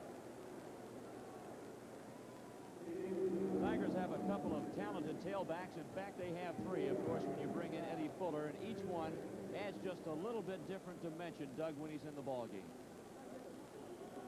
And that's the only real sad thing about ball control offense. The clock runs so fast when the team is keeping the ball on the ground that those 3 guys don't get a lot of playing time. Harvey Williams playing a lot tonight, Sammy Martin, but we haven't seen any for him. Second down, 7. Hodson with a quick throw. That's Moss. Nice move. First down, LSU at the 34-yard line. Burton and Price made the tackle, and Moss, as he did against Georgia, has proven that he can do something when he gets his hands on that football. Oh, he's great running the football after the catch. Watch this quickness. He makes that move. He eludes 2 players and gets upfield for another 5 or 6 yards. Almost was able to make that spin. If it had not been for a fairly decent play by Mitchell Price, Moss might have been in the end zone. First down, Tigers at the 34. Martin at the 30. And he's down to the 26-yard line. Harvey Williams. High stepping off left tackle. Barton Burton made the tackle on Harvey Williams. And the Tigers want to call timeout with just 1:28 remaining. And we're still in the first half of the ball game. Doug and Lanny, you've got to be ground level to really appreciate some of these moves. Do you think LSU specialty players kind of like playing on the fake grass? We haven't seen these moves since the A&M game, the first game of the year. You know, playing on that type of field allows the people that have great quickness to really use that quickness, because the traction on that field is bad from the respect that you get injuries an awful lot, but it's great as far as the ability to make the quick cuts. The receivers love it as far as running routes. They dislike it as far as the place to land after you make a catch. But I can imagine what it looks like down there on the field level watching Harvey Williams make those moves. It is really impressive. You got to have one more thing you must think about. Tommy Hodson, as you know, has been hurt off and on for the past 3 or 4 ball games. Really doesn't have a heck of a lot of mobility. The running game has certainly helped, but the offensive line has given him ample time, and no one's put any pressure on him. So there you have a situation where the line is really protecting the man who brought him to the dance. That Williams 4-yard run incidentally set an LSU record for total offense of the season. The old record of 4,544 yards was set last season. And we're still in the first half. Second down and about 2. Williams down to the 20-yard line. And that'll move the chains. Richard Sauter made the tackle, 6'3", 245-pound sophomore. We don't have any official numbers as yet, but I believe LSU needed 224 yards tonight to set that new record. They've certainly got more than that. We're still in the first half. Well, this LSU offensive line is doing a terrific job of controlling the line of scrimmage, and Ed Zonbrecker is calling the type of game he wanted to call. Keep the ball, use the clock up, score some points, and make that Tulane defense stay on the field. Hodson to throw. They try the quick outside screen to Williams. He's down to the 17-yard line.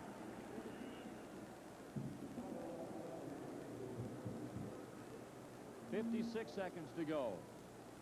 Well, the Tigers, of course, would like to go to the dressing room with a 14-point lead.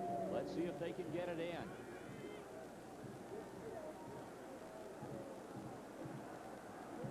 .40 seconds and counting. Tulane trying to get their players off the field. Tigers with 3 wide receivers to the near side. Tom Hodson drops back. Lofts a pass into the end zone for Wendell Davis. Touchdown!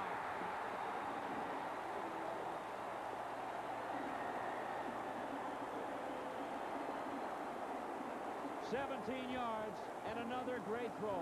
And do you think they're going to miss him next year? Wendell Davis with a corner pattern. Tommy Hodson steps back and just lets it go. He knows that Davis is open. He's got a big rush on him, and Davis is wide open and then makes a tough catch. Look how far the separation is between he and the defender, and look at his concentration. The ball goes right through the defender's hands. Davis hangs on to it. Touchdown, LSU. Groundike tries to make it 21. He does. 25 seconds remaining in the first half of the ball game. The LSU Tigers lead Tulane 21-7.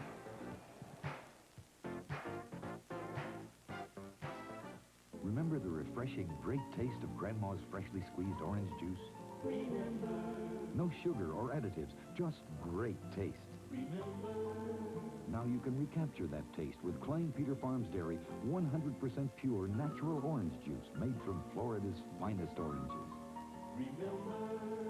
Premium orange juice from the premium dairy, Klein Peter Farms. The taste you remember. Welcome to our halftime show. We're at halftime. The score, LSU 21, the Tulane Green Wave 7, in what started out to be one of those highly contested ball games. It's a very physical ball game, but the Tigers, as Doug and Lanny have mentioned, have really dominated on the field by controlling the football with a much improved running game and the timely passing of Hodson to, yes, you know who, Mr. Davis. So in the comparison of the quarterbacks to wide receiver situation, you'd have to say that Hodson and Davis have the edge right now over Jones and Zeno, simply for the fact they've had possession of the football for a much longer period of time than the Tulane counterpart. Harvey Williams, a spectacular first half, 2 long runs, a lot of ball control, and as we mentioned earlier, a lot of cuts, zigging and zagging, and really fooling the Tulane Green Wave defense. The Tigers have a very unique offensive line. They call it the A-Team. 2 of their members, Eric Andelsek and Nacho Albergamo. They're seniors. They've been around together. Albergamo, as Lanny mentioned, Kodak All-American. Andelsek, well, the pro scouts love him. Here's a feature on the A-Team. We're going to miss him after this ball game. The LSU Tigers have their own version of the A-Team, and Eric Andelsek and Nacho Albergamo. Offensive line coach Pete Mangarian knows these 2 guys are winners. They want to be the best they can be, and they don't put anything in front of that. I mean, they're eager. Those are 2 guys that would have every excuse in the world to say, I don't need to practice hard anymore. I've reached a certain plateau. I'm better than most of the people I play against. And they've never done that. You know, I remember talking to Notch. I sit here and watched you talk to him before. I remember talking to Notch when he was a recruit. And that was when Remington was coming out of Nebraska. And that's all he wanted to talk about. That was the best to him. That's what he wanted to be. He wanted to be the best. And Eric obviously has done that same thing. And that's the thing. You don't get an opportunity to work with you know, young men that want to be as good as those 2 want to be. And they're dedicated to each other and to this place and to the line. And it's, you know, they're special. No question about it. Everyone knows that when these 2 strap on their helmets and walk onto the field, they mean business. But Mangarian knows the other side of this dynamic duo. He's an extremely sensitive guy. cares about the people around him. There's that hard, exterior, obviously, that everybody sees, but there's a genuine, sincere, honest person that the people that aren't around him get intimidated by how he looks and how he acts on the field, and that's not really him. That's when it's time to play, it's time to play. But that's not Eric Andolsek off the field. Nacho, on the other hand, is the more cerebral. When he came here, he never said a word. Being here has changed him a little bit. It's toughened him up as far as his attitudes about things. Eric's had a lot to do with that, I think. I think just the atmosphere, just what we've tried to create as an offensive line has changed him to a certain extent. The Mississippi State game, critical game, we hadn't beat him in a long time. They beat us the year before, the last drive of the game, and he'd gotten beat before that. And I looked at him sitting on the bench, and I just flat challenged him. I just told him, I said, you're not doing it. You're not doing a good job. You're the reason we're not moving the ball. And boy, he turned red and he swelled up, and all of a sudden he went out on the next play, and Gary James takes one about 65 yards down the middle of the field, and we go right over him. It's right over him. And he came off the field, and I went up to him to congratulate him. He didn't want to talk to me. It's like, I showed you, I don't want to talk to you, I'm mad at you, but, that's when he decided. That's the point in his career when he decided, I'm going to go do whatever I have to do. And looking back now, you can pick those points out in both their careers where they went over stepped over that plateau. Both Eric and Nacho know that tonight is their last regular season game, and with a win, it would bring them closer to that ever-elusive 10-win season. Before the season's over, I'd like to, go out winning 10 games. I think that's an achievable goal. We haven't done it since I've been here. And, it seems to be a sticking point in the season. I think what Nacho says is important. 10 games, winning season would be nice to finish up with. I think the fact that we played Tulane, a great rival like that, that's things I've dreamed about when I was younger, to play for LSU. And there's other things like to play against Tulane. So I think this will be a big game for us to win this one and go into a bowl game as have a chance to be 10-1-1, LSU is probably a better place having had the likes of Nacho Albergamo and Eric Andolsek. They're special, and they always will be. There'll never be two like that again, because they're the first ones I've ever brought, all the way through the program. And hopefully the big thing we lose when we lose them isn't as much the physical ability, because that's going to hurt us, but what they stand for. When you can point to somebody and say, that's what we're looking for, those kind of people don't come along very often. And to have two of them there like that is an unusual situation. We've been really fortunate. With a look at South Louisiana's version of the A-Team, I'm David Kerjay for Tiger Vision. Those are two good ones. You can book it right there. They'll both be in the NFL. Well, it's time to listen to the Golden Band from Tigerland. We're in the land that care forgot. Where jazz was started, they're going to take a little tune from Fats Domino and put it into a medley. For your listening enjoyment, the Golden Band from Tigerland.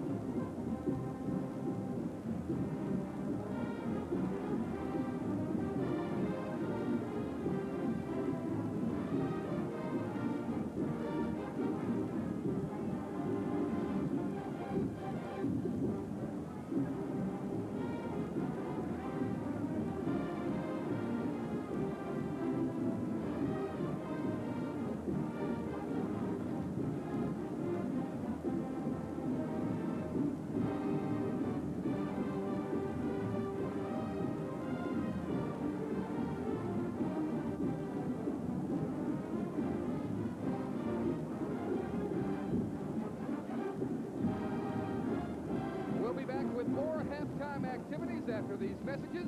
The score at halftime, the LSU Tigers 21, the Green Wave of Tulane 7.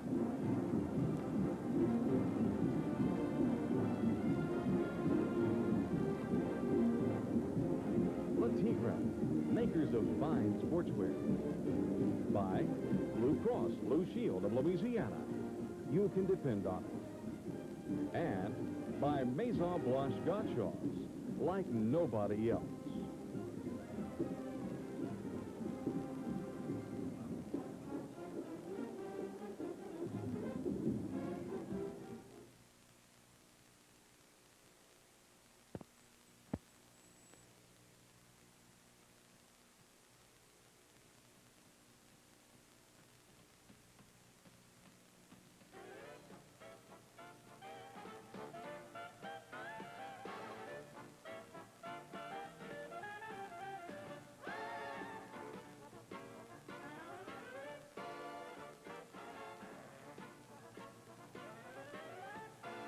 Now at Maison Blanche Gottschalks.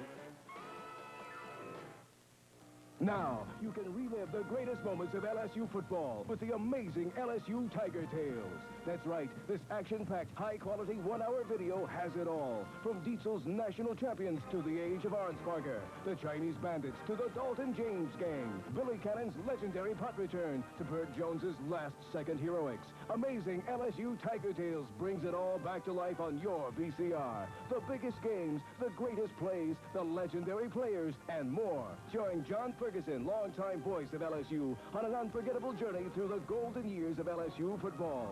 To order your copy of the amazing LSU Tiger Tales, just call 1-800-626-4444 or send check or money order for $39.95 plus $4 shipping and handling to Amazing LSU Tiger Tales. Post Office Box 925067, Houston, Texas 77292. Visa, MasterCard accepted. 1-800-626-4444. Call today. Hi, I'm Chuck from Sound City. When the LSU cheerleaders needed a new sound system, they came to us. We were here for them, and we're here for you, Louisiana. If you've ever wanted to play a musical instrument, affordable technological advancements have made it easier than ever before.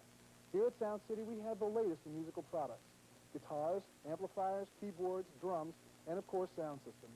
Come in and see our showroom at 11712 Florida Boulevard in Baton Rouge.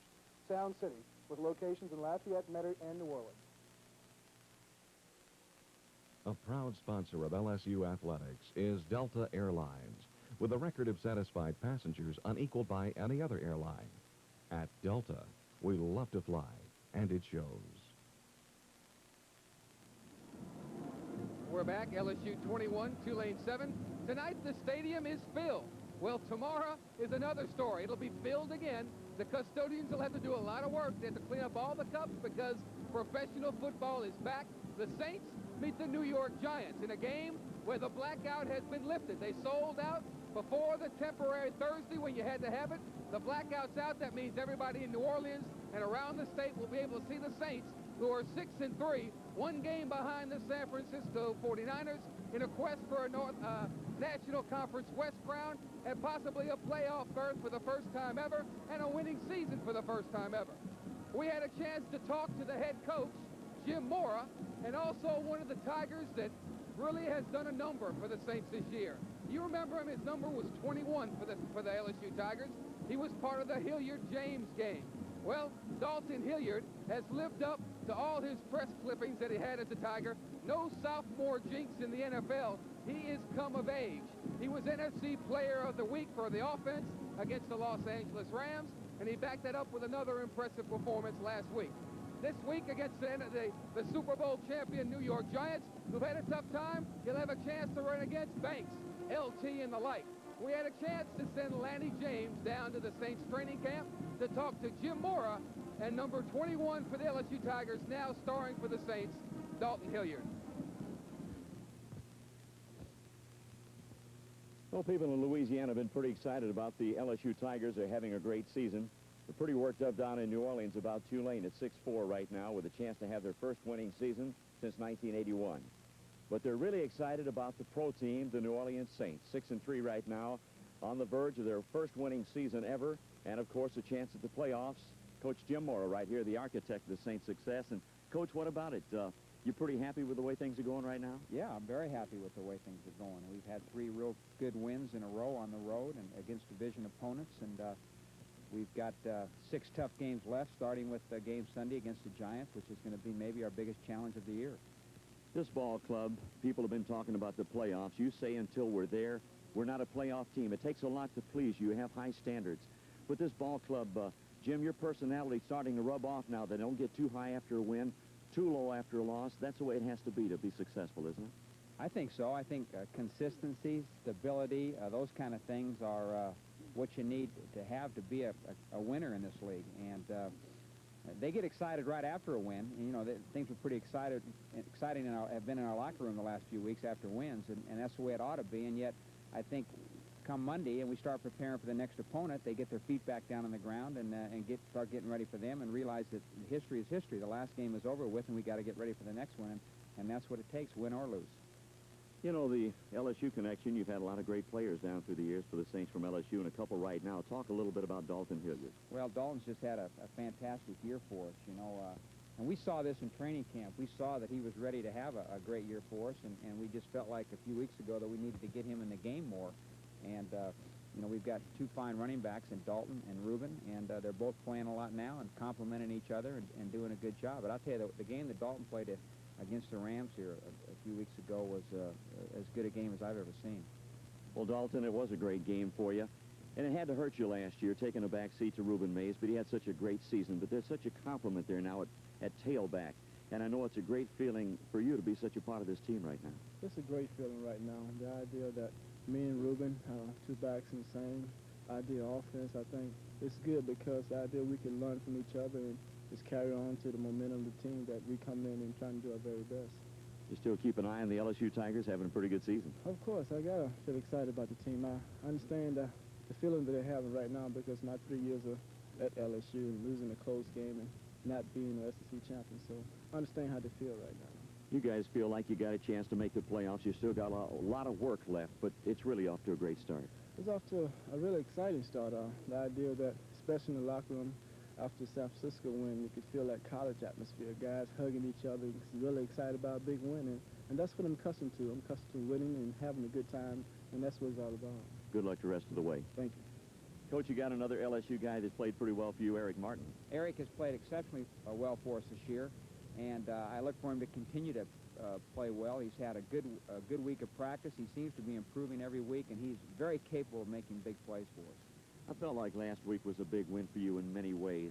You got outplayed by a great football team, but your guys hung tough, got themselves in a position to win, were able to do that. That's a growing-up process, isn't it? Yeah, it's a feeling, it's a confidence that no matter what happens, if you keep playing hard and doing the best you can, you've got a chance to win the football game. And I think that you need to have this kind of a feeling, a commitment, a confidence that just keep plugging away and good things will happen, and we found a way to win. What about the Giants tomorrow? The Giants are a great football team. You know, regardless of their record, they're the same football team that won it all last year. And you look at them on tape this year, and you can't figure out how they're only 3-6. Of course, the strike has something to do with that. But it's maybe going to be our toughest challenge of the year.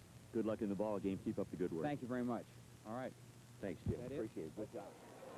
The score at half, LSU 21, Tulane 7. 30 minutes away for the 9th win for the LSU Tigers. Doug and Lanny will be back after this.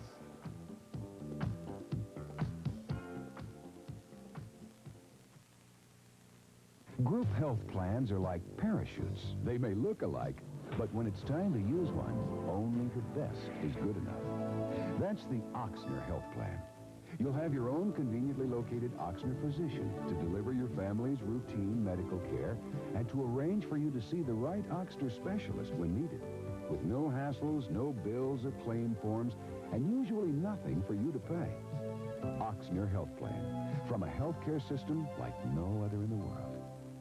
New Generation is your superstore for the holidays. You'll find the absolute lowest prices in the greatest name brands in the South. Just look at how much you'll save this weekend. A JVC VCR with remote for just $349. A Canon 35mm ultra-fast autofocus camera with lens, only $429. And a Sony 8mm camera corder with autofocus is only $929 this weekend. For price, service, and selection, nobody beats New Generation, your electronic superstore. About 6 months ago, I had a car with transmission problems. It just came out of a dealership.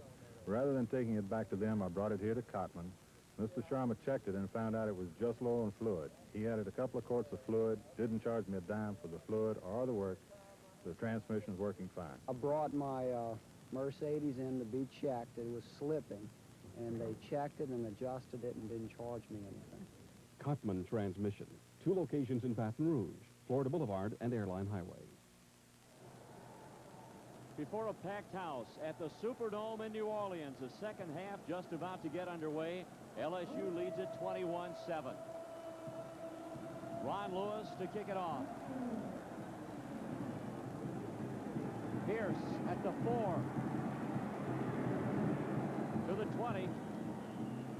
Tulane will take over with a first down and 10 yards to go. Osbury hustling downfield for the Tigers to make the tackle on the play. Doug, LSU amassed 274 yards total offense in the first half. This is really surprising. Tulane only 112.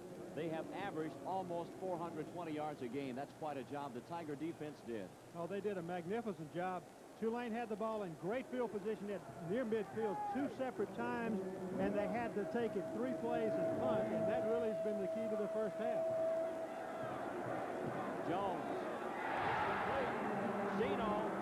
First down across the 35 to the 37-yard line. Tigers think they have the football. Pearson made the tackle. Gain of 17 yards. Tulane keeps possession. This is one of the things I would expect that you will see Tulane try to do, and that is to get Mark Zeno into their offense. He had only 1 catch in the first half. That for 26 yards. They went to him a couple of other times and just missed him, but he's got to play a big part. He and Terrence Jones really are the Tulane offense, and they've got to utilize it. Zeno in the slot to the left side. Jones again to air it up. And it's complete to the 42-yard line. And he gets near the 45. Marvin Allen. He had 20 receptions for 270 yards coming into tonight's game and has scored 10 touchdowns. Greg Jackson made the tackle. Well, really a couple of quick ones there, Doug. And this is a very important series for Tulane. If they give the ball back to LSU without scoring, the Tigers have moved the ball very well throughout the game, and I think you can expect they will keep possession for a substantial amount of time. Tulane doesn't want to get so far behind that they're out of this thing. Second down, long 2. Pass complete to a wide open receiver at the 49-yard line. That was Nelson. Jackson brought him down, but it's another first down for Tulane.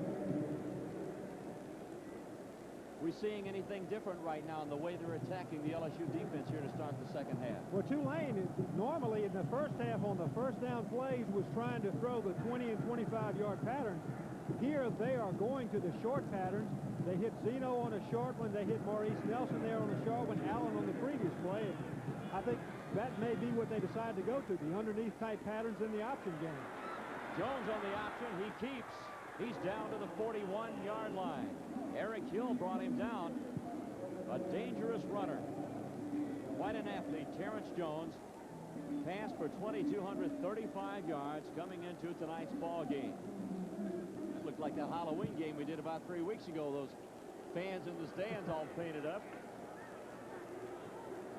Those people weren't painted up. They dressed like that all the time. This is New Orleans. That's right. That's true. Second down 3. Jones, hand off straight ahead, hit hard. Hazard really laid the wood on him. Rodney Hunter got it down to about the 38-yard line. Nicky Hazard, one of those many seniors for LSU, playing his last regular season game. You know, Doug, there are some youngsters we'd like to mention throughout the evening that have made such an impact on LSU this year and have gone down to injury. One of those, of course, is offensive tackle Ralph Norwood. Kitchen, of course, didn't play but got back in tonight. Good to see him back. Willie Bryant went down a couple of weeks ago, and, of course, Mike Merla. They haven't had their names called much, but they've meant a lot to this LSU team this year. Good hole on the left side, and the Greenies have another first down. Eric Hill And a quick hitter by Hunter. They don't have a bad running game. We haven't seen it too much tonight, but they are averaging almost 200 yards a game on the ground coming in. Tulane, a very fine offensive football team. It's just that they cannot afford to get too far behind, and I think the first half maybe they tried to get chunks too big at a time. They've limited themselves in this half to try to take those little bitty pops. Jones looks. Got a man open. And he's down to the 22-yard line. Marvin Allen on the reception. And Lanny, this type of offense that Tulane has gone through, at least in this first drive, does a couple of things. One thing, it's allowed them to maintain possession and drive the ball from their 20 here deep into LSU territory. Another thing is that it makes that LSU defense stay on the field. And you know, that defensive team is so thin and so injured, it just cannot withstand the onslaught of an entire game of defensive football. Second down, 1. Option play. Jones. He's got the first down inside the 20 to the 18. Sancho so close to getting him from behind. Hazard and Phillips made the tackle, Doug. And did trip him up. But Jones, with that great footwork, was able to keep his feet driving forward and moving forward for the first down. 8 rushes for only 2 net yards. But Jones got a couple there when he needed it. He's been sacked 3 times tonight. First and 10 at the LSU 18. The Green Wave trying to narrow that margin. They trail by 14. Jones wants to throw. Over the middle, and it's complete. He's to the 6-yard line. Marvin Allen.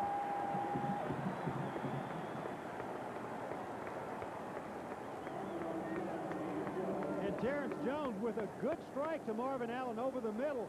Zeno was on the right side and really drew most of the coverage, and Allen came slipping over the middle. He had pretty good coverage. Rudy Harmon there had his arms wrapped around him, but the pass was well thrown, and Allen made a good reception. Allen has 4 catches for 34 yards. First and goal, Tulane at the Tiger 6. Handoff in there to Hunter. He's inside the 5, down to about the 3. George Enriquez, defensive left end, made the tackle. 6'2", 250-pound senior. Doug and Lana, we have a Tiger Vision hello to Curtis Allen from Sterlington, Louisiana, who's hospitalized in Monroe, Louisiana. I know you're not enjoying this drive, but we hope you're enjoying the ball game. Second down and goal. Tulane, a very impressive drive to start the second half. Zeno in the slot to the right. Second and goal at the Tiger 3-yard line. Handoff. Tigers meet him at the 2. Well, the Tiger defense digging in. And, Doug, we've seen a couple of times where the Tiger defense has taken the play away from the other team with goal line stands. They have. This Tulane offensive line right now, though, with pretty good surge. Allen with a pretty good spinning run to get the ball down about the 1-yard line. Tulane has taken it, the second half kickoff, ran it back to the 20-yard line and has driven almost into the Tiger end zone, and that's what Tulane has got to do, is to maintain control of that football and get back within a touchdown strike of LSU. Third and goal at the 1-yard line. Option play, pitch back. Hunter goes in for the score.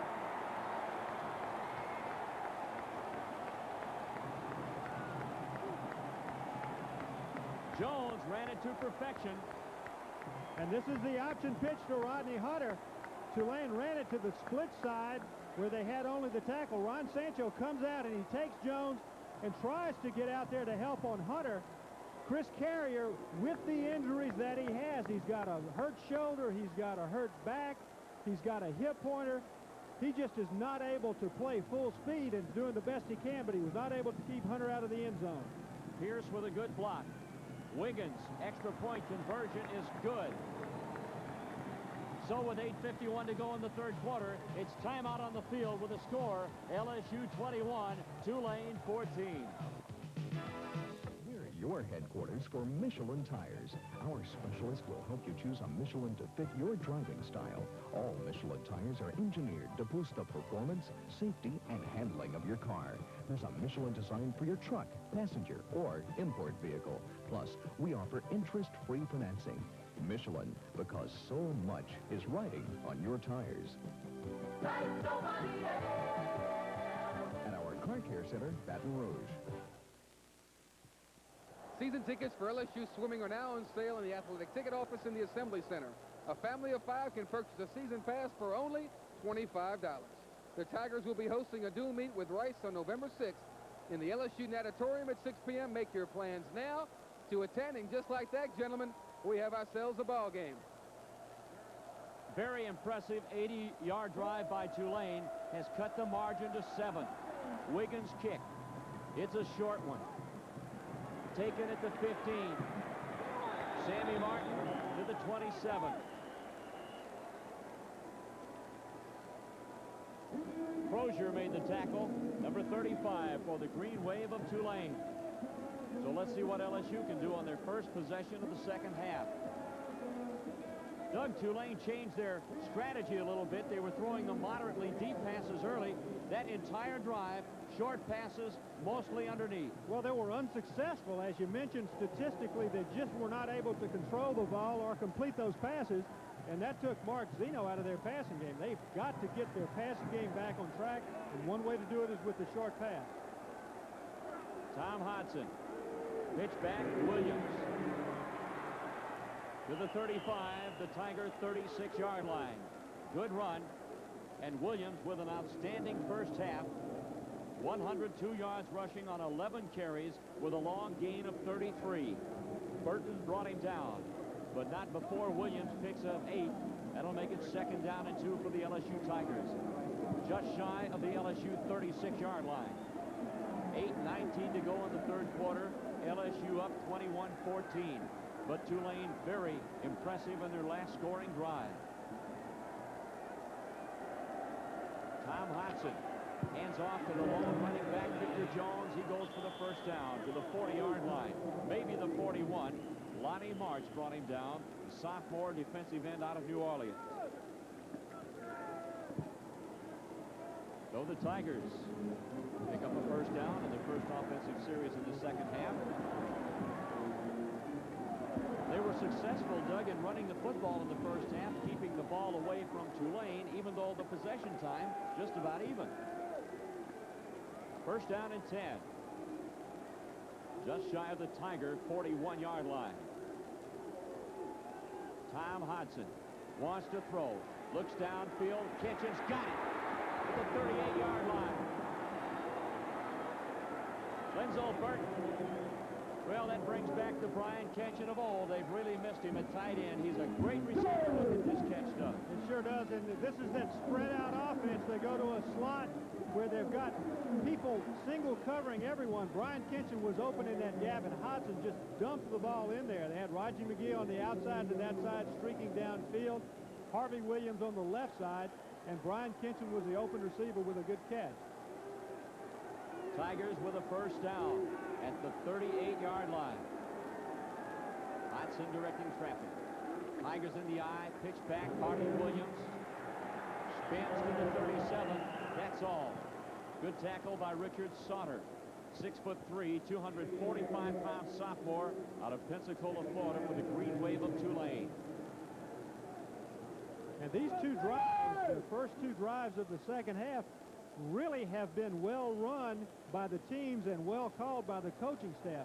Both LSU and Tulane are throwing the ball when they don't have to, which makes the passing game much more effective, and they're running effectively whenever they want to. Tigers with a 2nd down 9. They lead it 21-14. Hodson with an obvious check off at the line of scrimmage. He wants to throw. Fires the pass downfield and out of the reach of Wendell Davis on the sidelines at about the 17-yard line. Well, that play was unsuccessful, but Tommy Hodson, so adept at reading that defense, he just missed him. Davis was wide open. And was he wide open? He was 10 yards away from the nearest person. Hodson had a lot of pressure on him that time. And Tulane is going to have to start gambling a little bit defensively. It's something they don't really want to do because Hodgson has the ability to take advantage of that, as he did against the Ole Miss defense. Crowd getting in the ball game, 3rd down and 9. Harvey Williams goes in motion. Pass picked off to the 37-yard line, and that was Tookie Spann.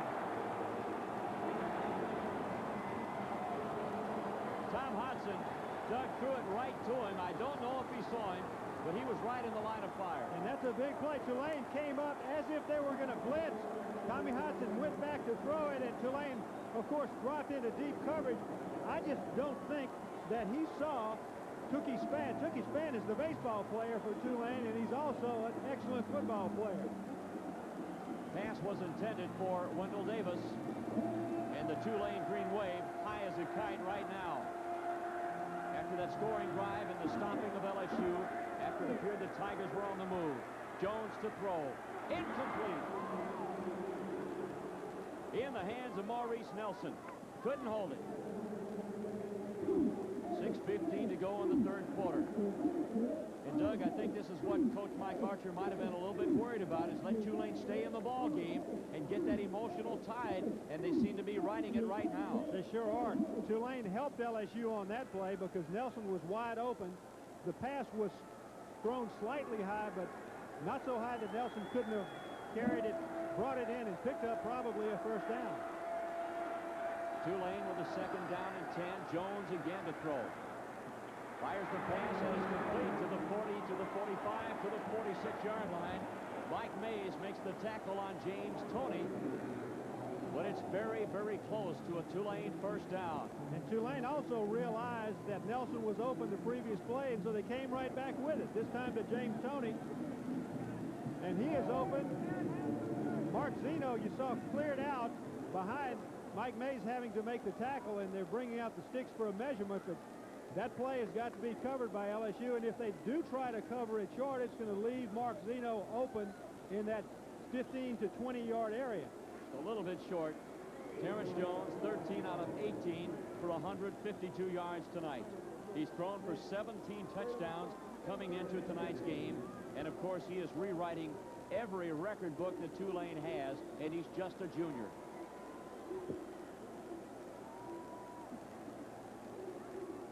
Tulane with the football, a 3rd down and about 6 inches to go. Ball at the Tulane 46-yard line.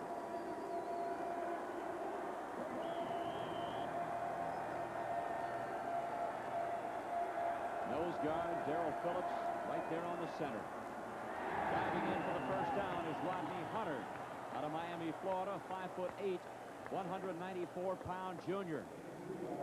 1st down, Tulane, down to Jordy. Doug and Lanning, uncharacteristically on that interception by Tommy Hodgson, that's really one of the few times you'll ever see him really try and force the ball to a receiver. He looked one way the whole way, didn't take his eyes off of it, and those backs do read quarterback's eyes. Just shy of the 48 in Green Wave territory. The Greenies have the football. Zeno in a slot to the right. Jones wants to throw. Pass is complete to the 45 and down to the 40-yard line on a crossing pattern. Michael Pierce. Rudy Harmon made the tackle. And tackle on 15 yards. That's going to be a personal foul after the tackle on LSU, so that's going to give another 15 yards to the Green Wave. There appears to be a shift in the momentum right now at this stage of the ball game, and the Greenies are really opening things up. They're going to the flat patterns. Michael Pierce makes the catch. Rudy Harmon tackles him, and there you see the hit after the play was called down.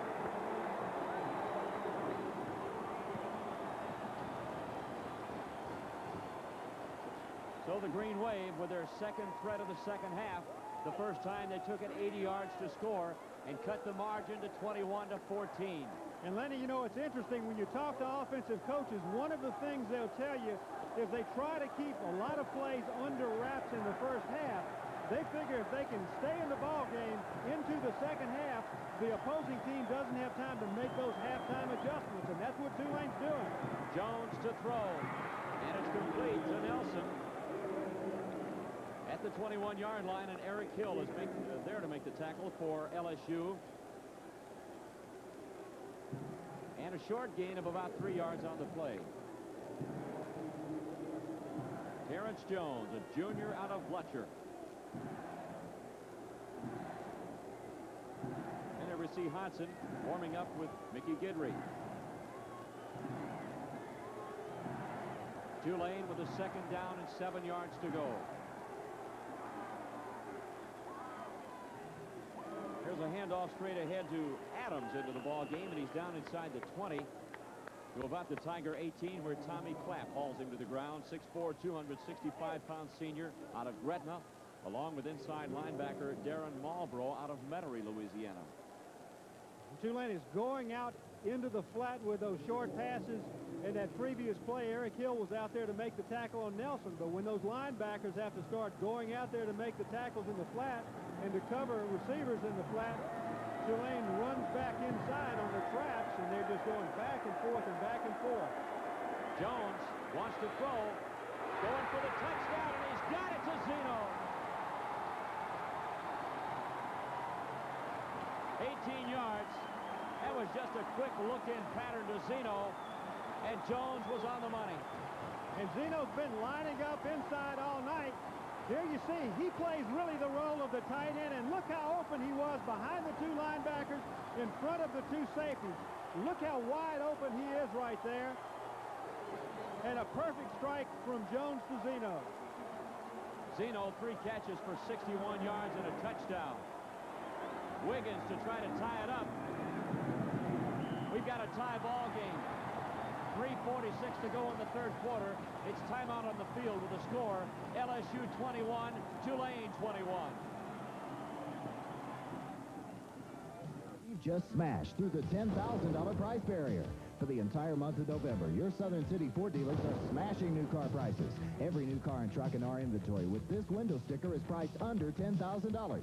Examples: 1988 Ranger, $71.88. Escort, $69.41. Even the hot-selling Mustang is only $9,100. Choose from over 10 different models under $10,000 and smash through that price barrier at your Southern City Ford dealers. We want to be your Ford dealer.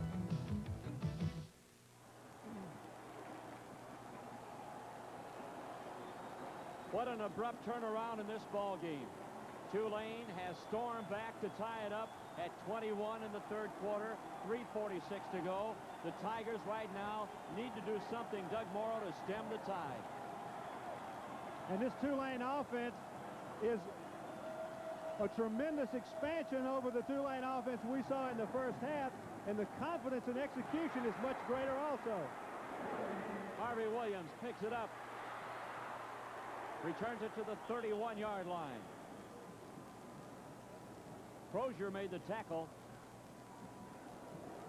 Well, if nothing else, LSU needs to move that football, take a little pressure off the defense, because they've been on the field a lot here in the 2nd half of the ball game. As we look at head coach Mike Archer looking a little bit concerned right now, and rightly so, with his team having been tied. Tulane moved it 64 yards in 7 plays. After dominating the first half, Tulane has 126 yards this half. LSU 35. That tells the story. First down and 10. How many times do you see it? When the offense takes over, it carries over to the defense. Martin is slow getting up. Well, he got hit. Fred Davis came in with penetration, and he hit Sammy Martin, I think, right in the midsection, and he's hurting out there. Tulane playing with a lot of emotion right now, and we're going to take a break with a timeout on the field with 3:27 to go. Check it. We'll keep it right here as we see Sammy get to his feet, and he appears to be okay. He's going to be okay. That's a tough shot that he took. His feet were planted, and the helmet right up in the midsection, in the groin. And that's a tough tackle. Sammy Martin's okay. He's running off the field. But the tide has turned, or should we say the green wave has turned, and this Tulane team, the defensive team, starting to think they're pretty good, and their offensive team has become pretty good in the second half. Tom Hodson, the sophomore out of Matthews. Wants to throw. Little pressure put on. Pass is complete to Davis to the 35-yard line. Davis came back quite a bit to get to that football, Doug, and of course he's still going to be quite a bit shy of a first down. He certainly did, Lanny, and one thing this play demonstrates, Hodson is getting flushed out of the pocket here, and he's got to run before he throws it, and still Tulane has excellent coverage in the secondary. Wendell Davis had to come back to the football, but look at all the green shirts down there covering downfield. Third down, about 6 yards to go, and this is a critical play. LSU, if they keep the ball and get into the end zone on this drive, can take command of the game again, but Tulane right now is in the driver's seat. Tom Hodson trying to do it for the Tigers. He's got time, and he's got the pass, and it's complete for a first down. And up to the 47, 48-yard line, record-setting receiver Wendell Davis for the Tigers of LSU. Give them 13 and a Tiger first down. Big play for the Tigers. And both teams now knowing who is going to catch the big pass. Wendell Davis for LSU, Mark Zeno for perfect pass here and picking up the big first down. Still in LSU half of the field, but Wendell Davis using that ability to come back to the football, make the catch, and then struggle forward for the yardage. First down, 10. Pitch back, Williams tries to turn the corner, run out of bounds at about the 49-yard line. McKinley ran him out of bounds, and the LSU fans thought there might have been a late hit on the play as he hit him out of bounds, and we do see a flag down at about the 47-yard line. There's a flag down. The Tulane players are pointing to LSU, and it's a clip against the Tigers.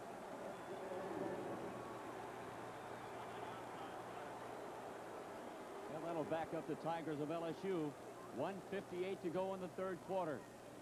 Well, the Tigers starting to build a little momentum right now, Doug, and these penalties can really deflate you because they always seem to come at the most inopportune time. Well, you remember the last drive, LSU took it after Tulane's touchdown, the first touchdown of this second half, and the Tigers were moving it downfield, and then the interception, and then bam, bam, bam, the quick strike by Tulane to make it a tie ball game. Tigers are backing up after the clipping call. Tom Hodson trying to rally the troops. LSU's defense has been on the field almost the entire second half as the offense, up until this drive, had gained only 35 yards, while the Green Wave accumulated 126 after the Tigers completely dominated the first half offensively. First down, 25 yards to go. Egloff in motion. Williams, he's got some room. He may go. Touchback to the 30. He's tripped up at the 23-yard line. But what a run by Harvey Williams. McKinley finally brought him down, and the speedster almost took it all away. And Lanny, I wish we had a chance to watch this team come out of the huddle on this play. The offensive line hits a trap right in the middle, and a terrific trap block by Ruffin Rodriguez. Williams stepped through the hole, cuts back across the field, and he almost went the distance. He's brought down by McKinley. So the Tigers are coming back. Williams, 14 carries, 151 yards. And the Tigers really need him tonight. He gets the call at the end. He's down inside the 20, to the 10. He's to the 9-yard line. McKinley and Harrison. Here's the trap the other way. Here you see Eric Andelsek, and the trap ended up a little bit wider. He made the block. Williams read the trap block, picked up the big yardage, 15 additional yards. Well, the Tigers are trying to meet the challenge. We've got a timeout on the field with 1:22 to go in the third quarter. The game is tied. LSU 21, Tulane 21.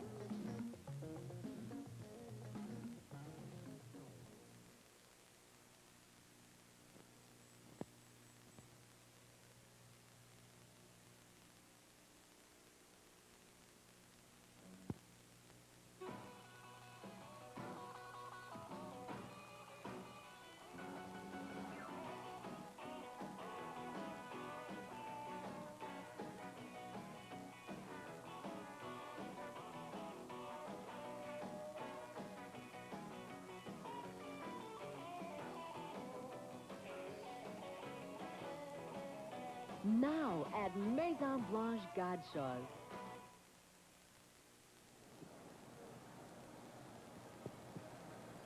Third quarter, 1:22 to go. Tulane had taken the play away. LSU didn't like it. They're trying to take it back. And they're doing a pretty good job of it. Harvey Williams said he wanted to carry it 25 times. He's done pretty well with 15, hasn't he? He sure has. First down and goal. LSU trying to take the lead. Tom Hodson, Harvey Williams. He's down to the 3-yard line. Doug, he may surpass his best game of the year, which was 196 yards. Well, he owes some of it to Eric Andelsek and Robert Packnett on the right side of the line. This surge just completely blows Tulane off of the football. Look how far downfield they are. And look, Harvey Williams has to run 5 or 6 yards downfield before he even gets to anyone. Second down and goal. Tigers just outside the 3. Hodson looks over that defense.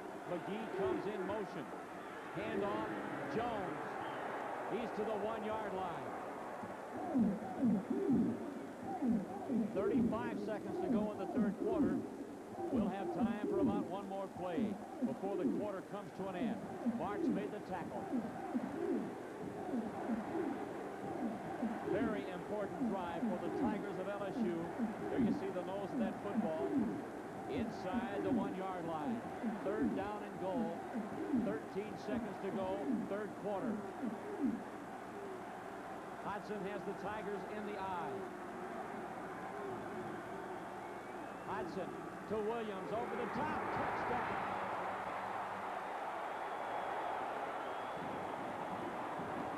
I think the last time Harvey Williams tried that was against Florida, and he dropped the ball right before getting to the goal line. This time he dove, jumped, hung on to the football. I guess he took a lesson from Hank Phillips of Mississippi State last week, and he ended up in the end zone with possession and with 6 more points.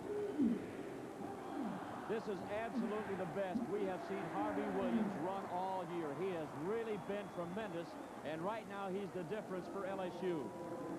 Tigers lead it 27-21. Brown Dyke's conversion makes it 28. It's timeout on the field as the third quarter comes to an end. The score, LSU 28, Tulane 21.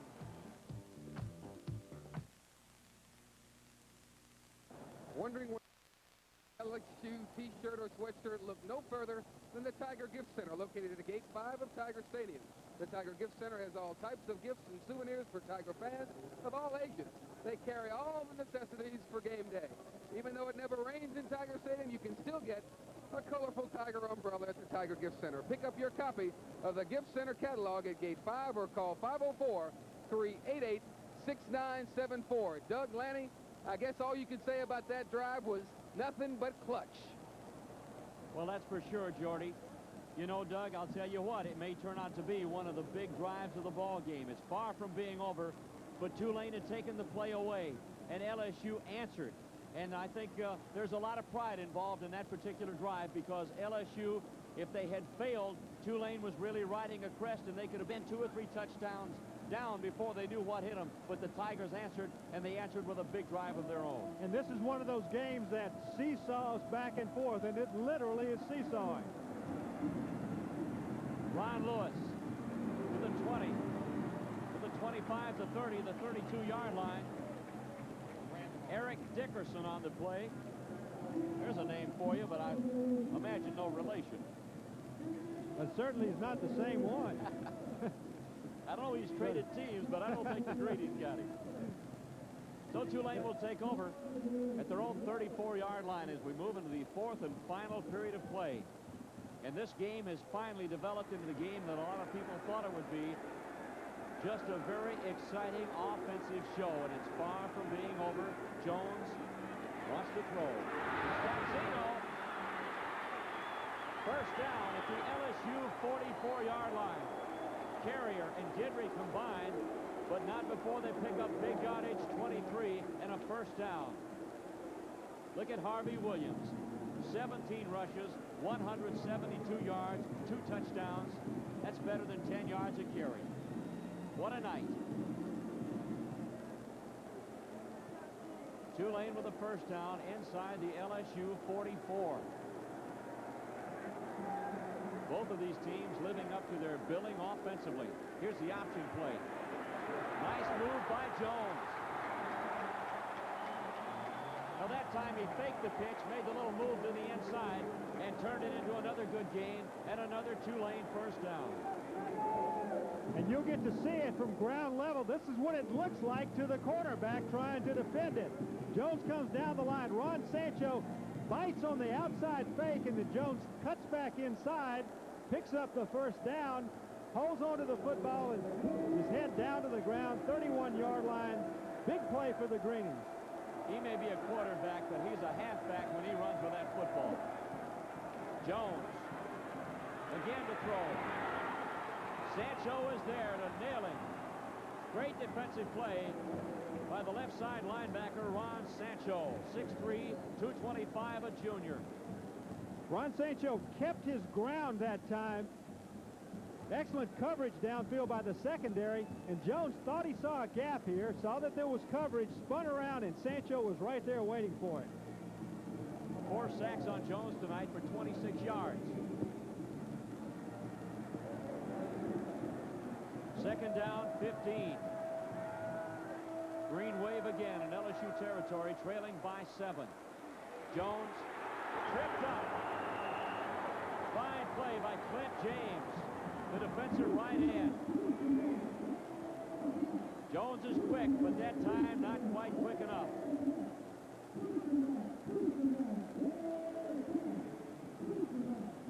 So the Tigers on the second successive play with a big defensive play. Loss of 1, third down, 16.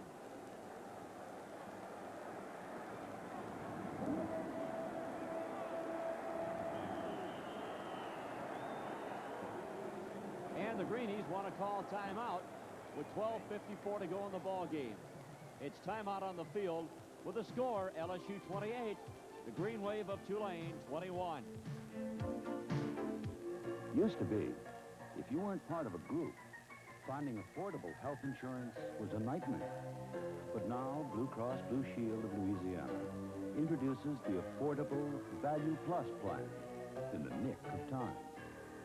Solid basic protection at a no-frills cost for individuals and families. Blue Cross Blue Shield of Louisiana. You can depend on it.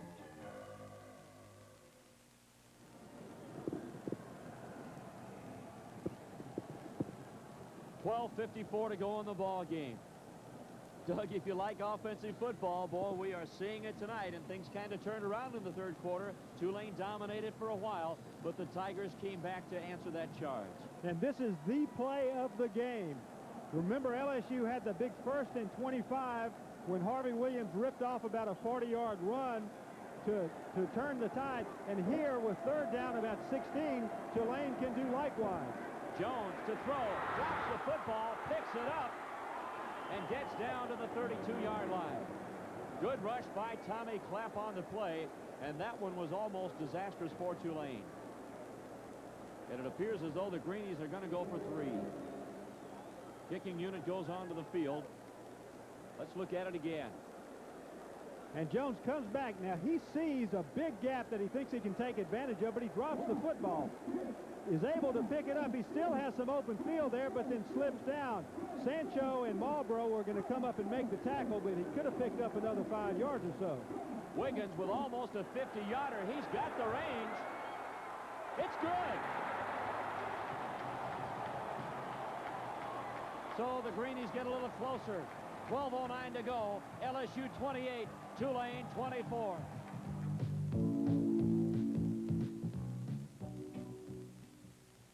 HBO, 'tis the reason to be jolly in December. With Steven Spielberg's The Color Purple, Clint Eastwood in Heartbreak Ridge, Neil Simon's Brighton Beach Memoirs, and The Three Amigos! HBO drama Into the Homeland. HBO Comedy Hour live with Robert Townsend, and on location with Paul Reiser, Out on a Whim. Boxing's greatest knockouts, plus holiday treats for everyone. Get out of the cold. Call your local cable company, because HBO is hot in December. shootout at the Superdome. Understatement, boy, I'm telling you, 52 points already. We've still got 12 minutes remaining. LSU 28, Tulane 24. Doug, a lot left to play. And this is a good football game and a great spectator football game. You know, Tulane said they had to have a respectable showing to be invited to the Independence Bowl in Shreveport, and they have been more than respectable. LSU has played very well also. It has been a great game. Jackson to the 25, the 30, the 35-yard line. Tigers take over with a first down and 10 yards to go. Racklin made the tackle. 12:03 to go. If you like offensive football, you may get your fill of it before this one's over. And what a performance we have seen by two of the finest receivers you'll ever see in Wendell Davis and, of course, Mark Zeno for Tulane. Hodson, who's played the entire game at quarterback for LSU. Harris in motion, little counter to the other side. Martin, not much there. He got to about the 36, and that's all. Good defensive play by Fred Davis and Jay Rink. Rink is a freshman out of New Orleans. As well as Harvey Williams is running tonight, you know Tulane is happy that he's not in the ball game right now. Sammy Martin has given them a lot of trouble, but he's not giving them the fits that Williams has this evening. Williams with 172 yards and just 17 carries. Here's Wendell Davis, named Kodak All-American today. Martin on the receiving end of the pass. He's got the first down to the 50, to the 40, cuts back. He's down to the 34-yard line. First down for the Tigers of LSU. Gain of 30, and that's one reason he is in the ball game. He is such a great receiver, and he can run when he gets his hands on the football. And very much the same type thing that Tulane was doing out in the flat. Sammy Martin just outruns, took his span on the coverage, makes that catch, and zips upfield inside the 35-yard line. Tigers again on the move at the Tulane 34. Tigers up by 4. They need a little insurance.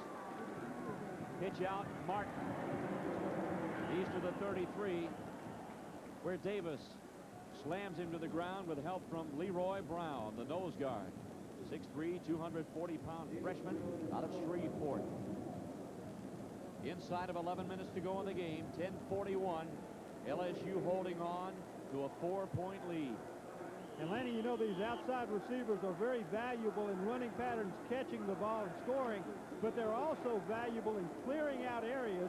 Sammy Martin was effective out in the flat a little while ago because Wendell Davis had driven the secondary completely out of the area. Tom Hodson dropped straight back. Pass incomplete, intended for Davis, and Davis couldn't get anywhere near the football, and really there was double coverage on the play. And good pressure by Carl Chambers. He's a defensive right tackle, 6'6", 260-pound senior. Harvey Williams needs only 6 yards to gain 1,000 yards this season. He is back in the ball game. And what a game he has had. 3rd down and 10.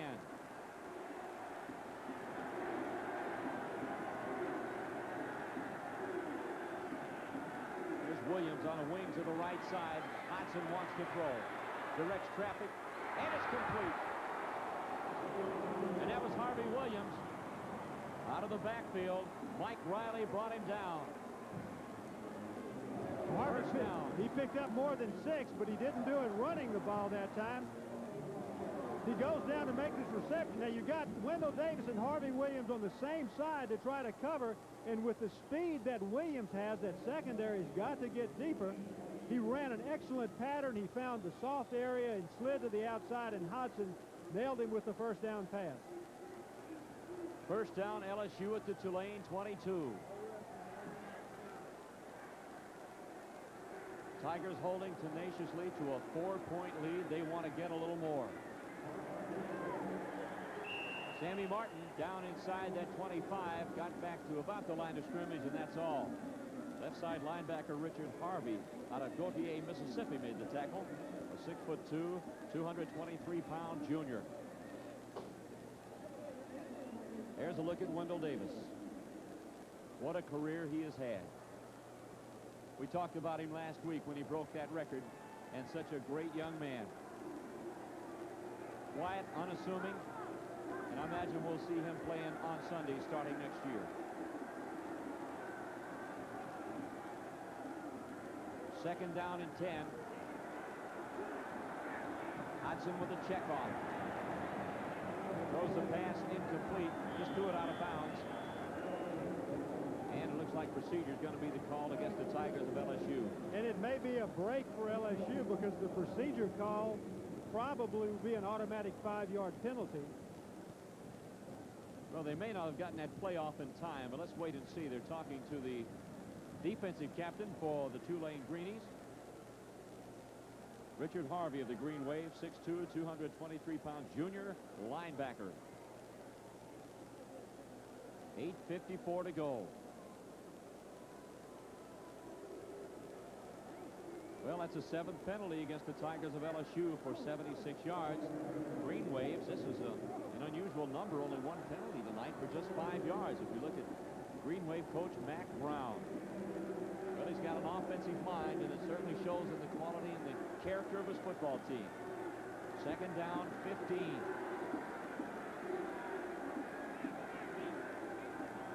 It's a good look at Tom Hodson. Tommy drops straight back. He wants to throw.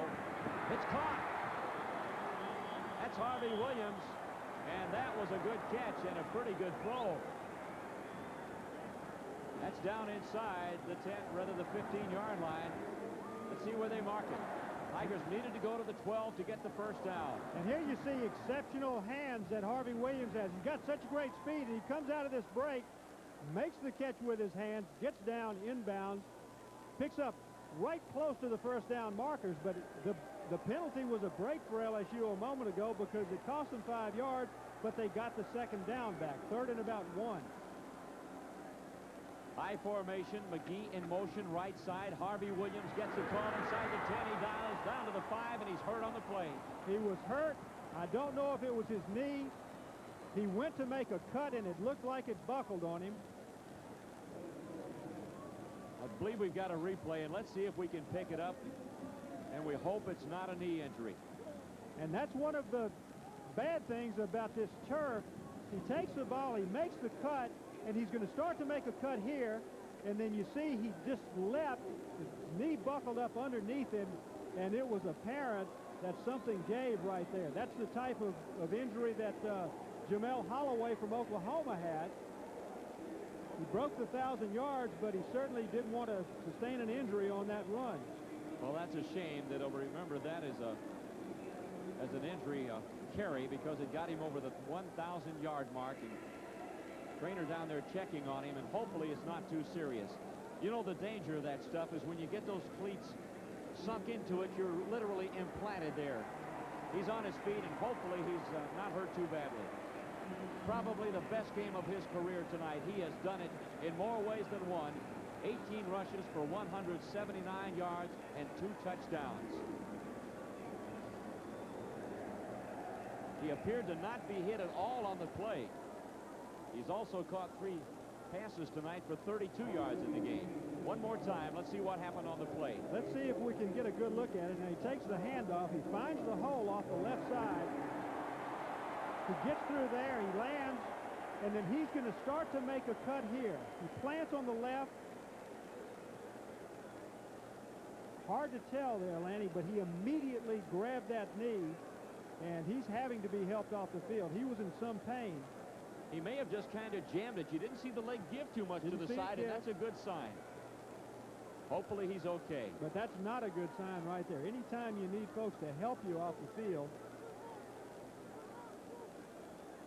Sophomore out of Hempstead, Texas. And, of course, as important as he's been to this LSU team this ballgame, because he's taken up the slack and he's made the big runs, and he really brought this LSU team back into the lead. LSU with a 1st and goal at the 6-yard line. McGee in motion, right side. Victor Jones fights his way to the 3. Leroy Brown made the tackle. As you look at Harvey Williams on the sideline, hopefully we can check in with Jordy Holberg in a moment and get an update on his condition. 8:13 to go in the game. Well, the Tigers probably can't put it away if they score here, but at least they can get a little breathing room. That ball is spotted right at the 2-yard line. Second down, goal to go. Split backs for LSU. Jones tries the right side. He gets to the 1. I don't believe he broke the plane as he tried to stretch out the football, but the Tigers are oh so close. Richard Harvey, the left side linebacker, brought him down for the green wave of Tulane.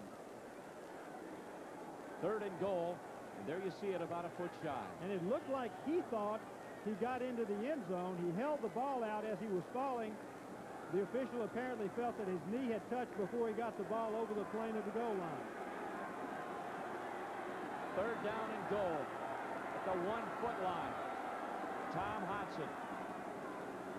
Jones in for the touchdown, standing up. And the Tigers go up 34-24. 7:10 to go in the fourth and final period of play. And there was no doubt here he didn't have to hold the ball over the goal line. Good blocking off the right side. Victor Jones found the spot, danced into the end zone for the touchdown. LSU with a comfortable lead, if you could have one in this ball game. They had a 14-point lead earlier that Tulane erased pretty quickly. And Tulane has that capability, but only 7:10 remaining in the ball game. Browndyke tries to make it 35. And he does. And LSU moves up by 11 points, 35-24. Tiger fullback Victor Jones, Doug, also having a pretty good night with 39 yards on 9 carries, 1 touchdown. But this game, needless to say, is far from being over.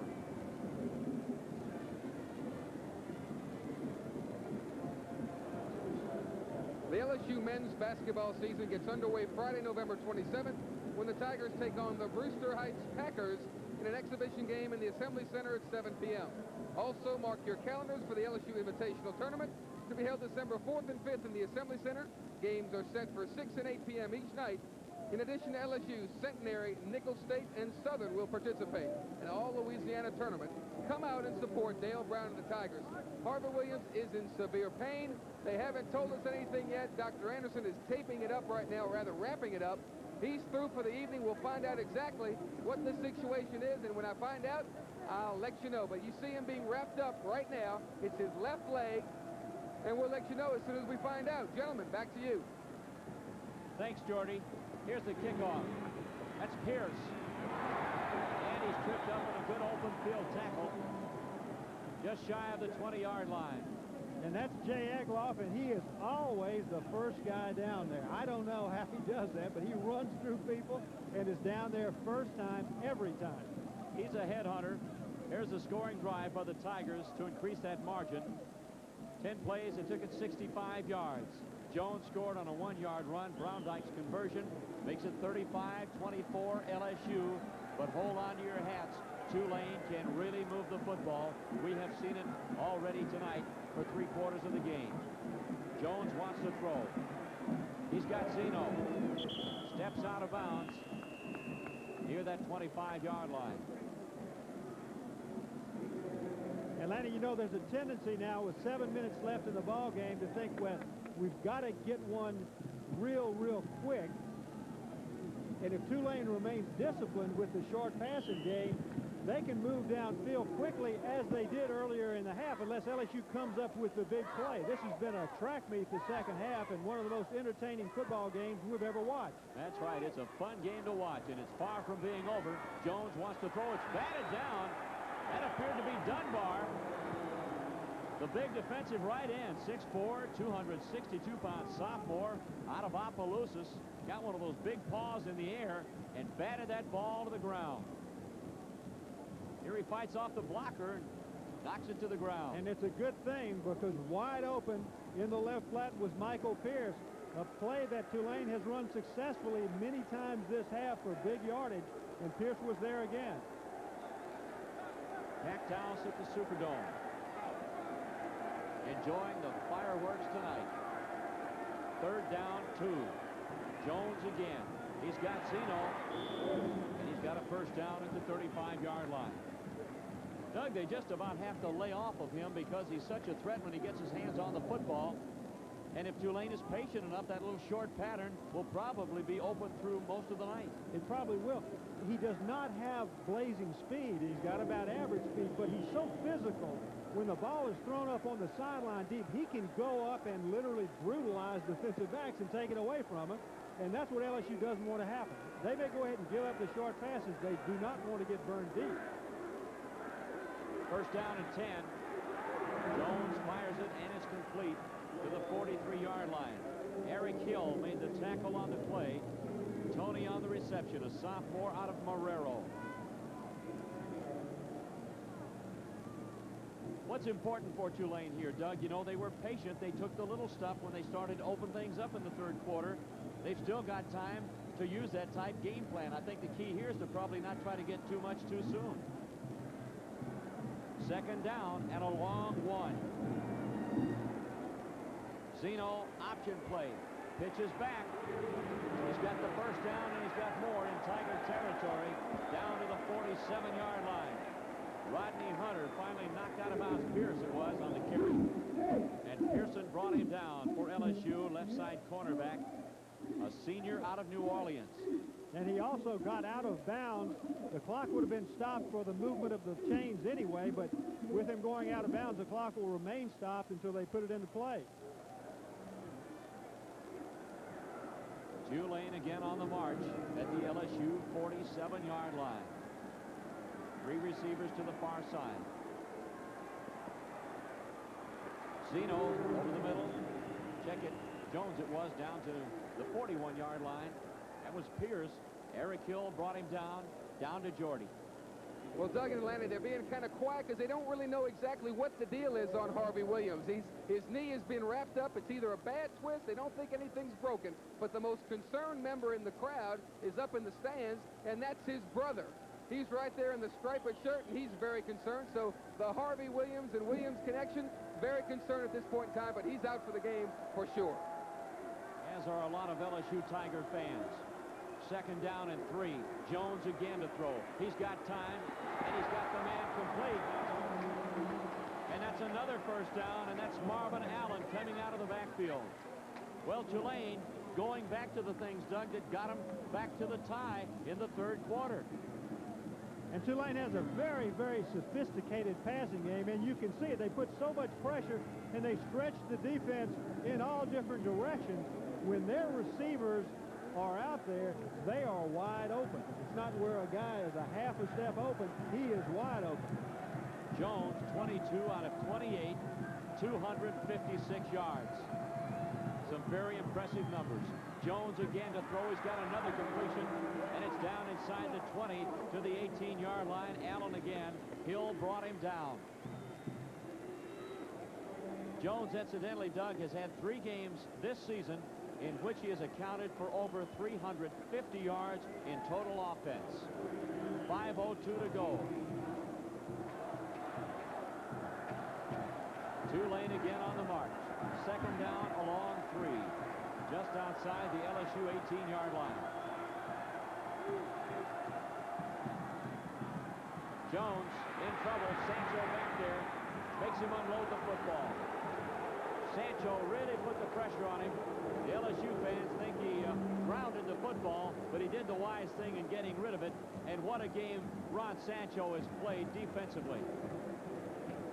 Sancho fought off the block, put the pressure on Jones, and Jones had a receiver out there within about 10 or 12 yards, I guess. That's close enough, I guess.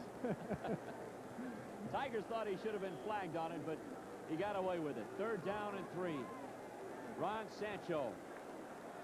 Boy, we've called his number many times this year, just a junior, and he has been a team leader out there defensively for LSU all year. Third down and 3. Big play. Jones throws. Zeno, touchdown.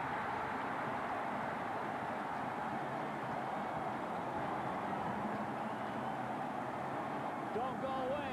4.5 to go. 18 yards. And the Greenies are right back in it. And Mark Zeno's going to be on the right side. This is a fake of the option, and then all of a sudden, and the ball is tipped at the line of scrimmage. All of a sudden, Jones stands up, dumps the ball to Zeno. Normally on that option play, Zeno was downfield blocking, and he came off the line of scrimmage as if he were going to be doing just that. But then he shot straight up the seam between the corner and the safety. Jones, instead of remaining down the line, stood straight up, dumped the ball off. Tulane is getting ready to go for two. 35-30, the Tigers lead. And it's just a great game. Wow, this is fun. Boy, it really is. Zeno, 6 catches, 109 yards. Tulane goes for 2. They're doing this so that a field goal could tie it if they get back down there. Zeno zips it, and it's incomplete. So the two-point conversion try fails. Zeno upset. He thought he was interfered with in the end zone.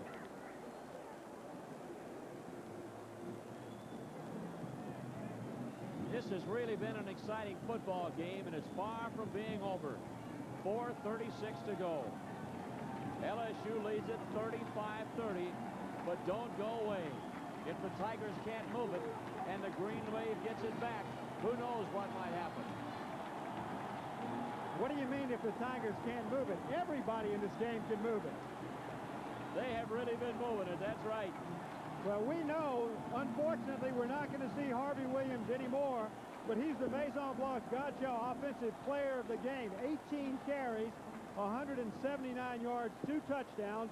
Also caught some important passes in the last drive right before he sustained the injury to his knee. Harvey, the Offensive Player of the game. Wiggins to kick it off. And it remains to be seen how much the loss of Williams will hurt that Tiger offense, because he's been a big part of it tonight. Well, he's been the big running back in LSU's offense. Alvin Lee picks it up at the 16-yard line. Oh, on the play. The Green Wave gets it right back.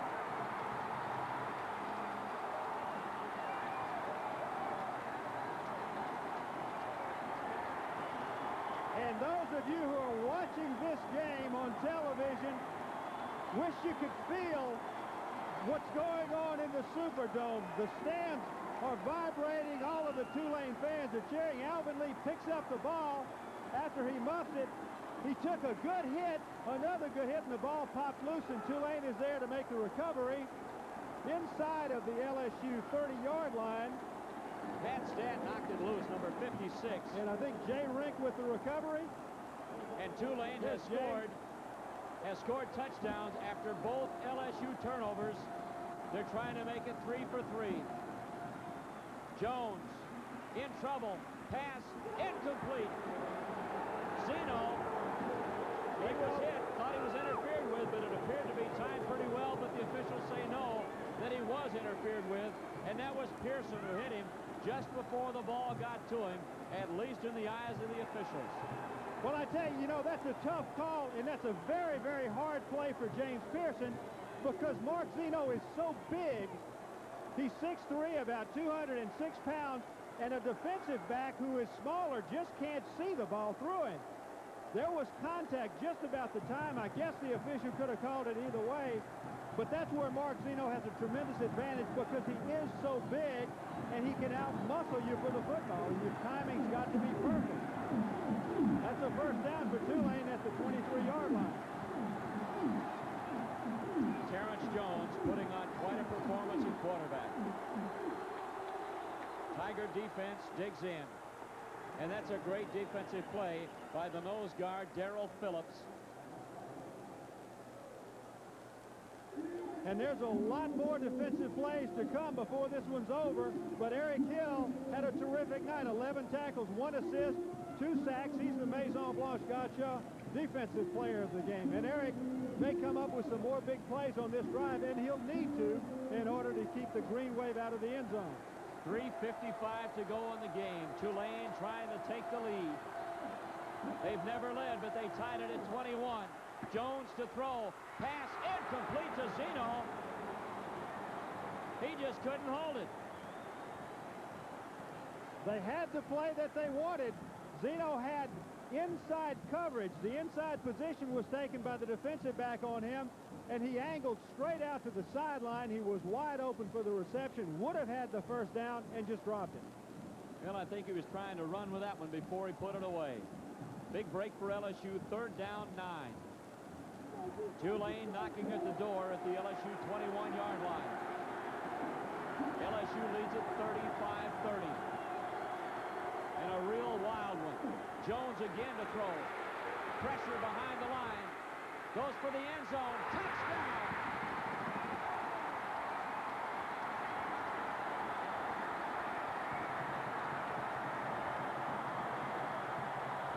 And this Jerome McIntosh, who was lined up on the right side. There's great pressure here. Ron Sancho got caught inside a little bit. Terrence Jones, with his great quickness, lofted the ball up. McIntosh, it wasn't wide open, but he was open enough. He had gotten behind Pearson just with great effort, and because of all of the time that Jones had to throw the football, and LSU all of a sudden on the short end of this score. Well, Tulane, I believe, again will go for 2, because if they get to 38, a field goal would only tie it. Jones, listen to these numbers, 25 of 33, 302 yards, and 3 touchdowns. Here's the attempt, and it goes awry. LSU picks it up. Well, that's not going to do anything. It's fun to watch, but it's just a conversion. Well, Eric Hill excited the crowd, but all it means is the conversion try fails. But the most important thing of all, Tulane has taken the lead for the first time at 36-35. This one's not over. 3:37 to go. What an offensive show. And this is a pitch. This was going to be a pass play. The pitch was a little bit behind Rodney Hunter.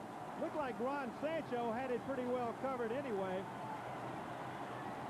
I'll tell you, we mentioned in the first quarter when the score was 7-0 that was not reflective of the offensive performances of both teams. What you see now, and the score is reflective. 36-35. We've got 3:37 remaining in the game.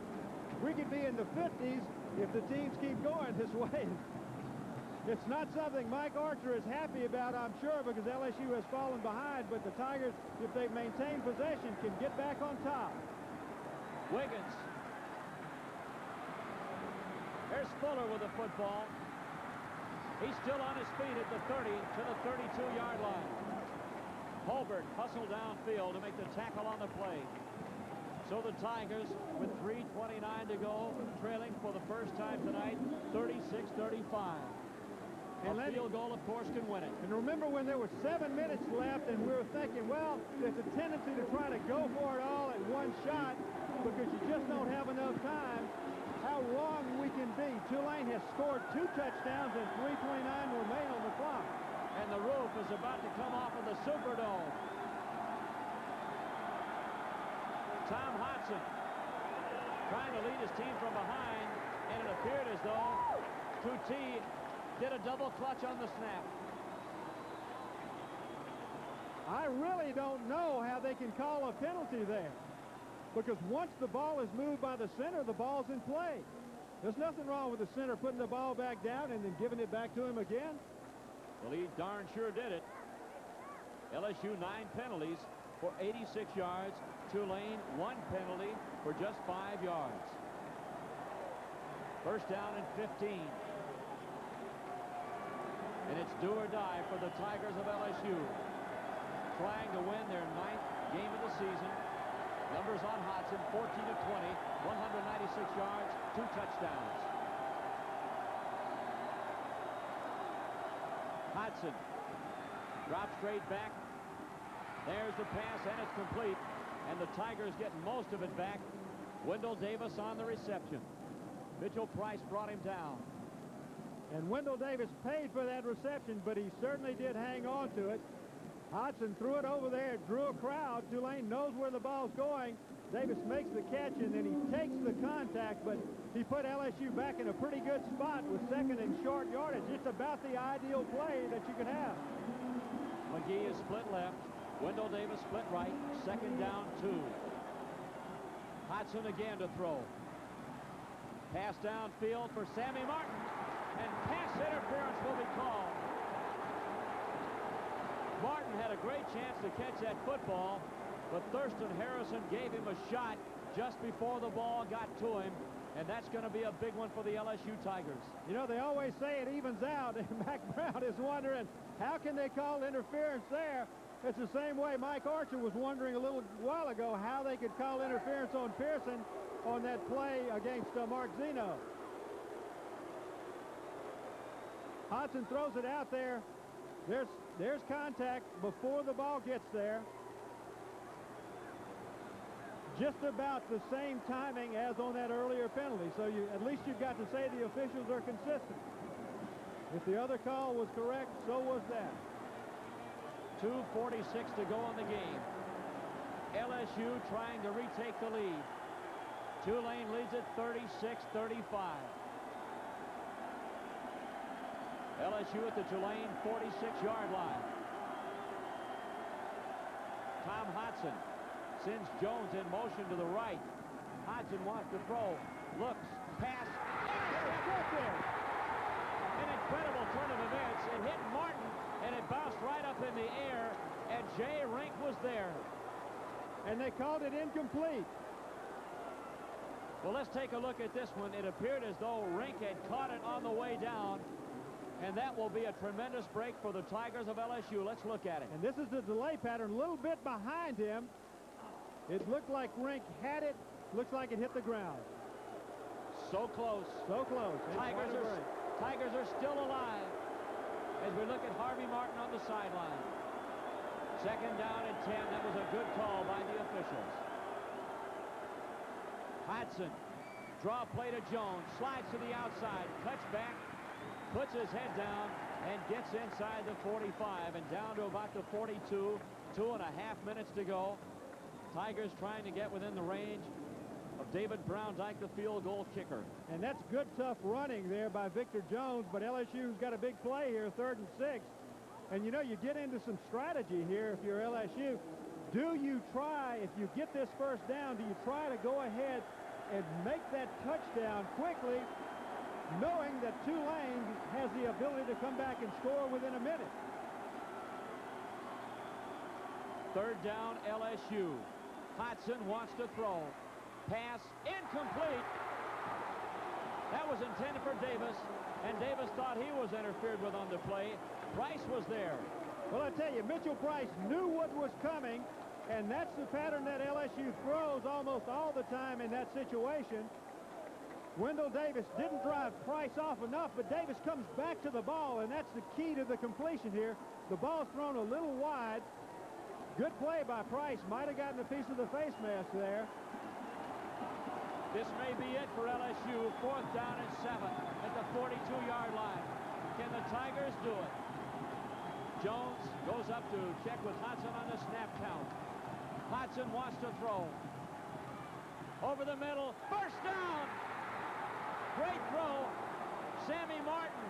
And you won't see a bigger catch than the one he made. 13 yards. And the Tigers valiantly trying to pull this one out. 1:46 to go, and they trail 36-35. And Sammy Martin with a great move on Mike Riley. Riley thought he was going to turn and go to the corner, and Martin came back to the football. It made Riley stumble and fall to the ground, which is why Sammy Martin was so wide open. 3 catches for Sammy, 54 yards. Tulane now taking a timeout. And what do you do if you're LSU here? A 1:41 remaining in the game. You're in position where if you do nothing else, at least you have a shot at a field goal.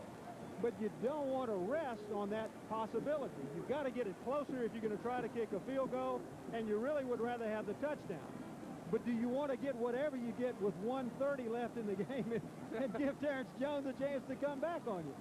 Doug and Lana, you can cut the tension here like a knife through warm butter. It is unbelievable. Everybody seems to have total confidence in Mr. Hodson, and this is his chance to really get his name into the annals of the folklore of the mystique of LSU football. Everybody says if there's anybody they want the ball in the hands of, it's Mr. Hodson. So it's exciting, it's dramatic, it's big-time college football, and we're right here. And there's Mike Archer. He never seems to waver. His personality always seems to stay the same, but inside, it's burning. It's got to be, Jordy. It's burning up here. Well, I want to tell you something. If I'm the Sugar Bowl committee and Alabama beats Auburn, what I would do is invite LSU and Tulane to play in the Sugar Bowl if they can play one of these things again, because this is the way it's supposed to be played. Boy, that's for sure. First down, 10. LSU at the 30-yard line. Tom Hodson. Hands off. Fuller. That's a strong run down to the 20-yard line. Right now, the Tigers are within field goal range. Harrison made the tackle. And the Tigers have all their timeouts remaining. And right now, they're in pretty good shape to control that clock. The key right now is don't turn it over. Doug, I'm going to answer your question for you. If I had any say in the matter, I'd run that clock down as far as I could, and I'd keep Mr. Jones and Mr. Zeno and Mr. McIntosh on the sidelines and get this baby over with and head back to Baton Rouge. Be sure you get that baby over with more than 35 points, Doug. You're right. You're right. Fuller and Jones, the running back. Fuller gets a call. He's down inside the 10-yard.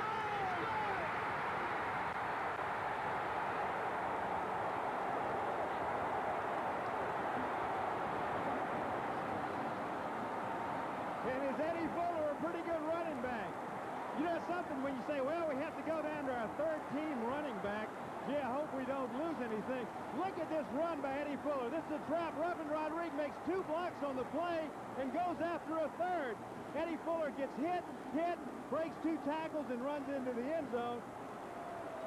I hope he didn't disappoint Jordy Hultberg by scoring too quickly, but Jordy, I think Mike Archer's happy to have this 6 points. Sheer power by Fuller.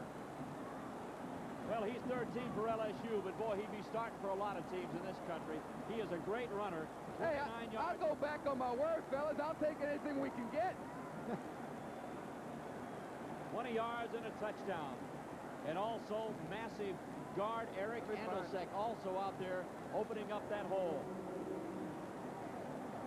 41-36. 46 seconds to go. I think these people are going to be worn out when they go home from this one. It has really been a ball game. Doug and Lenny, there's a lot of LSU and Tulane alumni watching this ball game throughout the country. We'd like to welcome them and invite them with a special invitation. Thank you for watching us, and we hope you're enjoying what has been an unbelievable ball game. If you can't enjoy this one, then you have some heart problems, but it's been great, and we thank you for watching us. And gentlemen, what a way to wrap up a regular season, not only for the entire LSU football season, but for Tiger Vision. It's been unbelievable. LSU has battled back to take the lead at 41-36. And the Tigers are going for the 2-point conversion. Tom Hodson throws for the corner of the end zone, and it's incomplete, intended for Davis. Pass interference will be called, and that's against Mitchell Price. And I don't envy him, Doug, trying to cover Wendell Davis one-on-one. Well, that's tough, you know, going from one hash mark, having to cover Wendell Davis all over the entire field. Mitchell Price did about everything he could. And the hard part for him is that Wendell Davis is capable of making that kind of a catch, which when the ball's thrown directly over his head, it's almost impossible for the average person to do it. But both he and Mark Zeno are capable of doing exactly that. In fact, Davis almost caught the ball despite the interference. 46 seconds to go. Tom Hodson, a clutch ball player, and he has done the job in leading the Tigers back to this one tonight. It's not over, and the Tigers are trying to increase that margin to 7. They're not comfortable with 5 with still 46 seconds to go. Tulane always dangerous. Well, they suspect that Tulane can score a touchdown, but at least they're going to make them go for 2 to win it. Tigers with their second try for the two-point conversion. Hodson rolls right, trying to find somebody. And he's got McGee, but he's out of the end zone. So the two-point conversion try is no good. So Tulane will get one more opportunity with 46 seconds to go. What a ball game.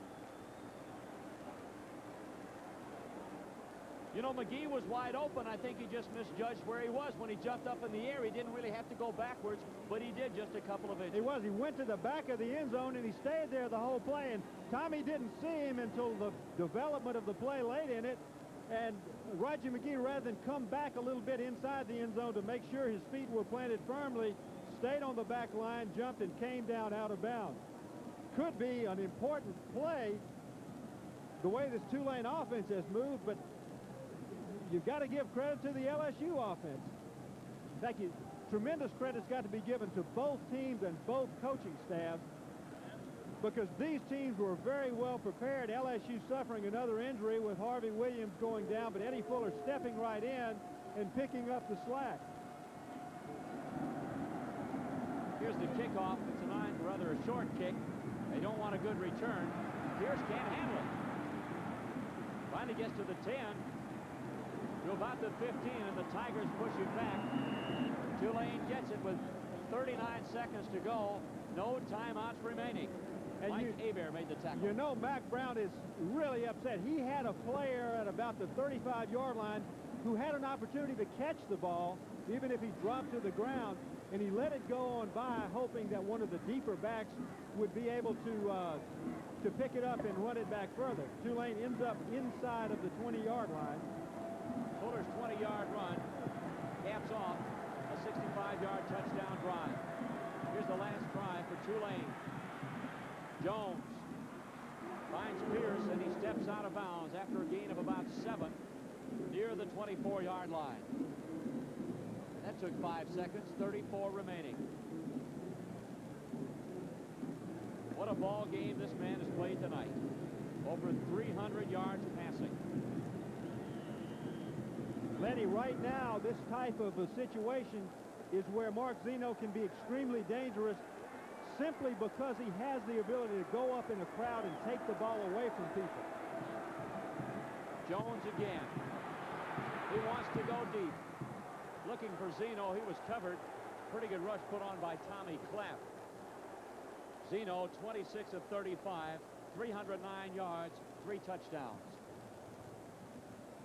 Doug, you know, in this type situation, you can take some of those 10 and 15 yarders, 4 or 5 seconds, move it right down the field. But now with 28 to go, there's no doubt, being 75 yards away, he's going to have to unleash one here to get him downfield. And Tulane has no timeouts left. They've got 3rd and 3. They've got to pick up the first down, but you know LSU's going to try to keep them inside the field. They'll let them have a 25-yard pass, but it's going to be in the middle of the field, and when that happens, you've got to have some speed to run it out of bounds. Jones zips it, incomplete. Well, the receiver got his hands on it and couldn't quite hold it. That was Maurice Nelson thrown a little bit behind him, and Jones stayed in there till the last moment. He did, and that's a ball that's got to be caught. Nelson had a good chance at it, tried to catch it against his pads rather than catch it with his hands. 21 seconds remaining. 4th down, 3 yards to go. Tulane out of timeouts. They trail it 41-36. What a ball game. Jones again to throw. Fires it over the middle, and it's complete. And it's up to the 32-yard line, and a good catch by Michael Pierce. 13 seconds to go. And Tulane's lining up on the line without a huddle. They can't afford to huddle because that clock is going to start as soon as the chains are in place.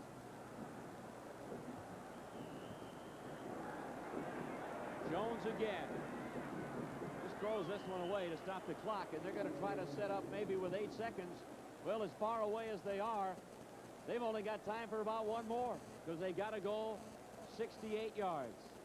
Well, you can expect they'll run some type of hail mark play. Well, they're so far away they can't get it to the end zone. in the air, but stranger things have happened. Maybe some kind of a tip play down around the 20-yard line. And the LSU secondary, they're down 40 yards downfield. Chris Carrier looks like Willie Mays at the 25-yard line. Jones to throw, almost picked off. Eric Hill had his hands on it.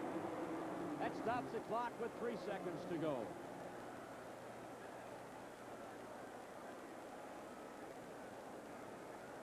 I'm about worn out. I don't know how these fans are. This has been an exciting ball game.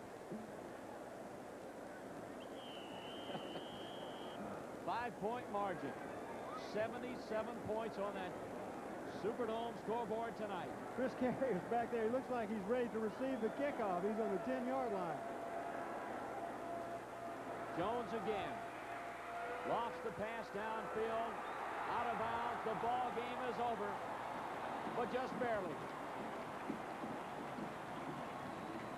LSU with a dramatic last 2-minute drive to pull this one out. 41-36 over the green wave of Tulane. Doug, you can't ask for much more. This one had everything. This was about as exciting a game as I've ever seen from beginning to end. It started out with not much scoring to show the type of offensive game that it was, but both teams picked that up quickly, and if we had gone another 10 minutes, we would have been in the 50s probably with both ball clubs. There's Mike Archer, and he's going to be the recipient of this first, the Best of Louisiana trophy, and this game is being played for that. It's a new idea and a fine idea. Trophy's going to be awarded, I think, by Senator John Breaux and Congressman Bob Livingston jointly, and Mike Archer, you know, he's glad that the game has ended.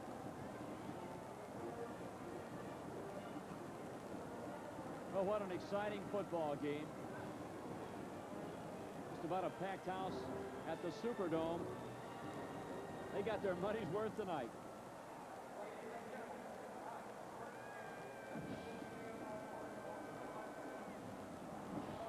Jordy, of course, wants to get a word with Coach Mike Archer, but we're having the formalities down there as we see the Tigers huddle for a little prayer after they do, as they do after every ball game. Got some unofficial statistics. LSU 298 yards rushing tonight, 222 passing, and that totals out to about 520.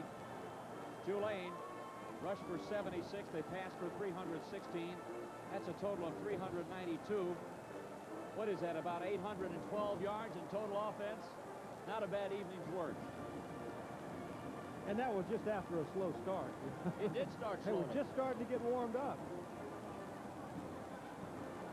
We thought maybe we might see a little bit more of a defensive struggle after the way things started in the opening drives of the ball game. But boy, once the offenses got cranked up, they really got cranked up.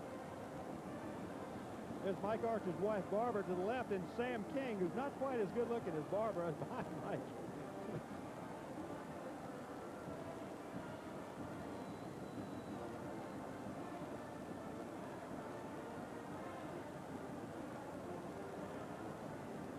Well, it's quite a way to end the season. 9-1-1. 3 straight 9-win seasons for LSU. They're in the top 10. LSU football is back. It's been back for several years, and it's great to see the Tigers up there in the top 10 once again. Down to Jordy. And we have our co-offensive player of the game. Harvey Williams is sidelined with an injury, so we have Tommy Hudson. Tommy, nothing like a flair for the dramatics. That last drive really puts your name in the folklore as being able to take a situation, a very tough one, and make something positive out of it. Well, I had a lot of help with the other offensive guys, and we were called upon to drive it down the field. Tulane scored a lot of points, and defense was having a rough time stopping them. And we went as a team, and we came out, and we did what we had to do and come down and score. Now, how do you explain this? You're on the sidelines. The first half, you dominate. The second half, you 3 plays, punt, or an interception, and all of a sudden the momentum comes back. And you had to regroup when you had to, and you got the thing done, but momentum is such a big key. It is, and especially playing here, a lot of fans on both sides, and I think it shows the character of our team to come back from when we got down behind real late and just come up out with the win. Heck of a performance. Congratulations. Clutch drive. Tommy Hudson. And here's the victorious coach. Now, I'm no representative or senator, but you'll talk to me. Sure. Congratulations.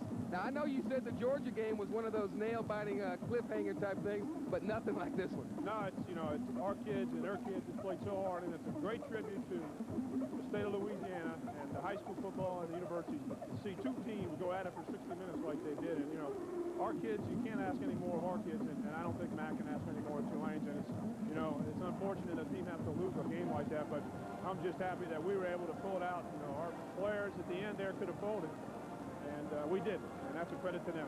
You had the sense that even with a lead that you had at halftime with Jones and Zeno and McIntosh, you're never really safe. Not with these kids. You're never safe with Zeno and Jones, and they're a big play offense, and they proved it. You know, our defense played as well as they could play in the first half, and you know, they came out the second half and they executed and they scored some points, and that's you know, it's a great feeling to be 9-1-1, and to win a game like that is a great tribute to our coaches. You took the words out of my mouth. One on a serious note, even more serious. Harvey Williams, what a spectacular ball game. We don't really know the extent. I don't know if you know it either, but what a performance.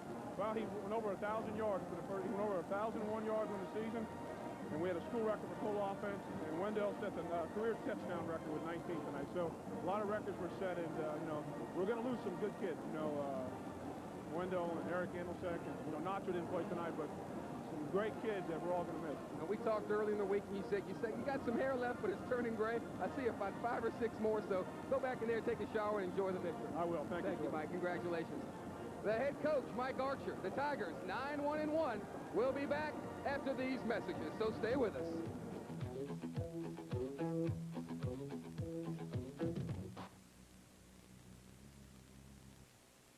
Blazers for Lanny James, Doug Moreau, and Jordy Hultberg provided courtesy Maison Blanche Gottschalks, like nobody else. For top quality men's clothing, look for the Maison Blanche label at your favorite Maison Blanche Gottschalks store.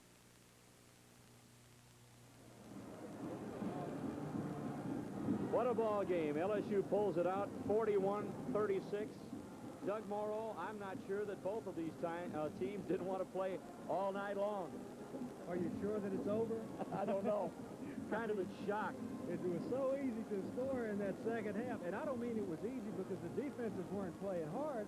It was easy because both offensive teams executed perfectly. I mean, you saw plays executed that are so difficult to run against nobody, run against good people. Unofficially, Doug, 812 yards in total offense. What a performance by Jones, Hodson, Zeno, Davis, Harvey Williams, and maybe a few more. Well, if we had had more time before the game to talk about all of the people that played a part in it, you know, the LSU game plan was to keep it on the ground, but once Tulane was able, at the beginning of the second half, to move it and move it quickly, I think the Tigers just figured we better try to score any way we can. Let's forget about, you know, keeping it on the ground and running the clock out. And you can imagine what the score would have been if LSU's game plan had not been that to start with. It could have been 100-95. That's about right. What a way to end the season. LSU with a 9-1-1 mark. Mike Archer in his first year. You know, we talked about it earlier. He's got a great coaching staff. It looks like this program is really on solid ground, and with a young coach that may be around for a long time, some pretty good things, some great young players coming back. Of course, we said goodbye to a bunch of great seniors that played their hearts out again tonight, but things look good down the road for the Tigers. They certainly do. The LSU's got the young coaching staff. They've got all those good players. And one thing they have is excitement. This team, if you go back through this season, you will find that the 11 games played, I'll bet you 8 of them, 9 of them were exciting down to the last minute. And that's unusual because most football schedules, and when you go back through the schedule, you'll find maybe they had 2 real exciting games or 3 real exciting games. This LSU team knows how to win, and they also know how to make winning exciting. We don't know the situation with the Southeastern Conference, and of course, you know, a bid to the Sugar Bowl, but they got to take a strong look at the Tigers if Alabama, you know, is able to beat Auburn. Oh, LSU's capable of being entertaining in whatever bowl. That's for sure. That's an understatement. Tulane might be a pretty good shot for somebody, too. Of course, they got a great shot at the Independence Bowl. We'll be back to talk a little bit more, and we'll do that right after this timeout.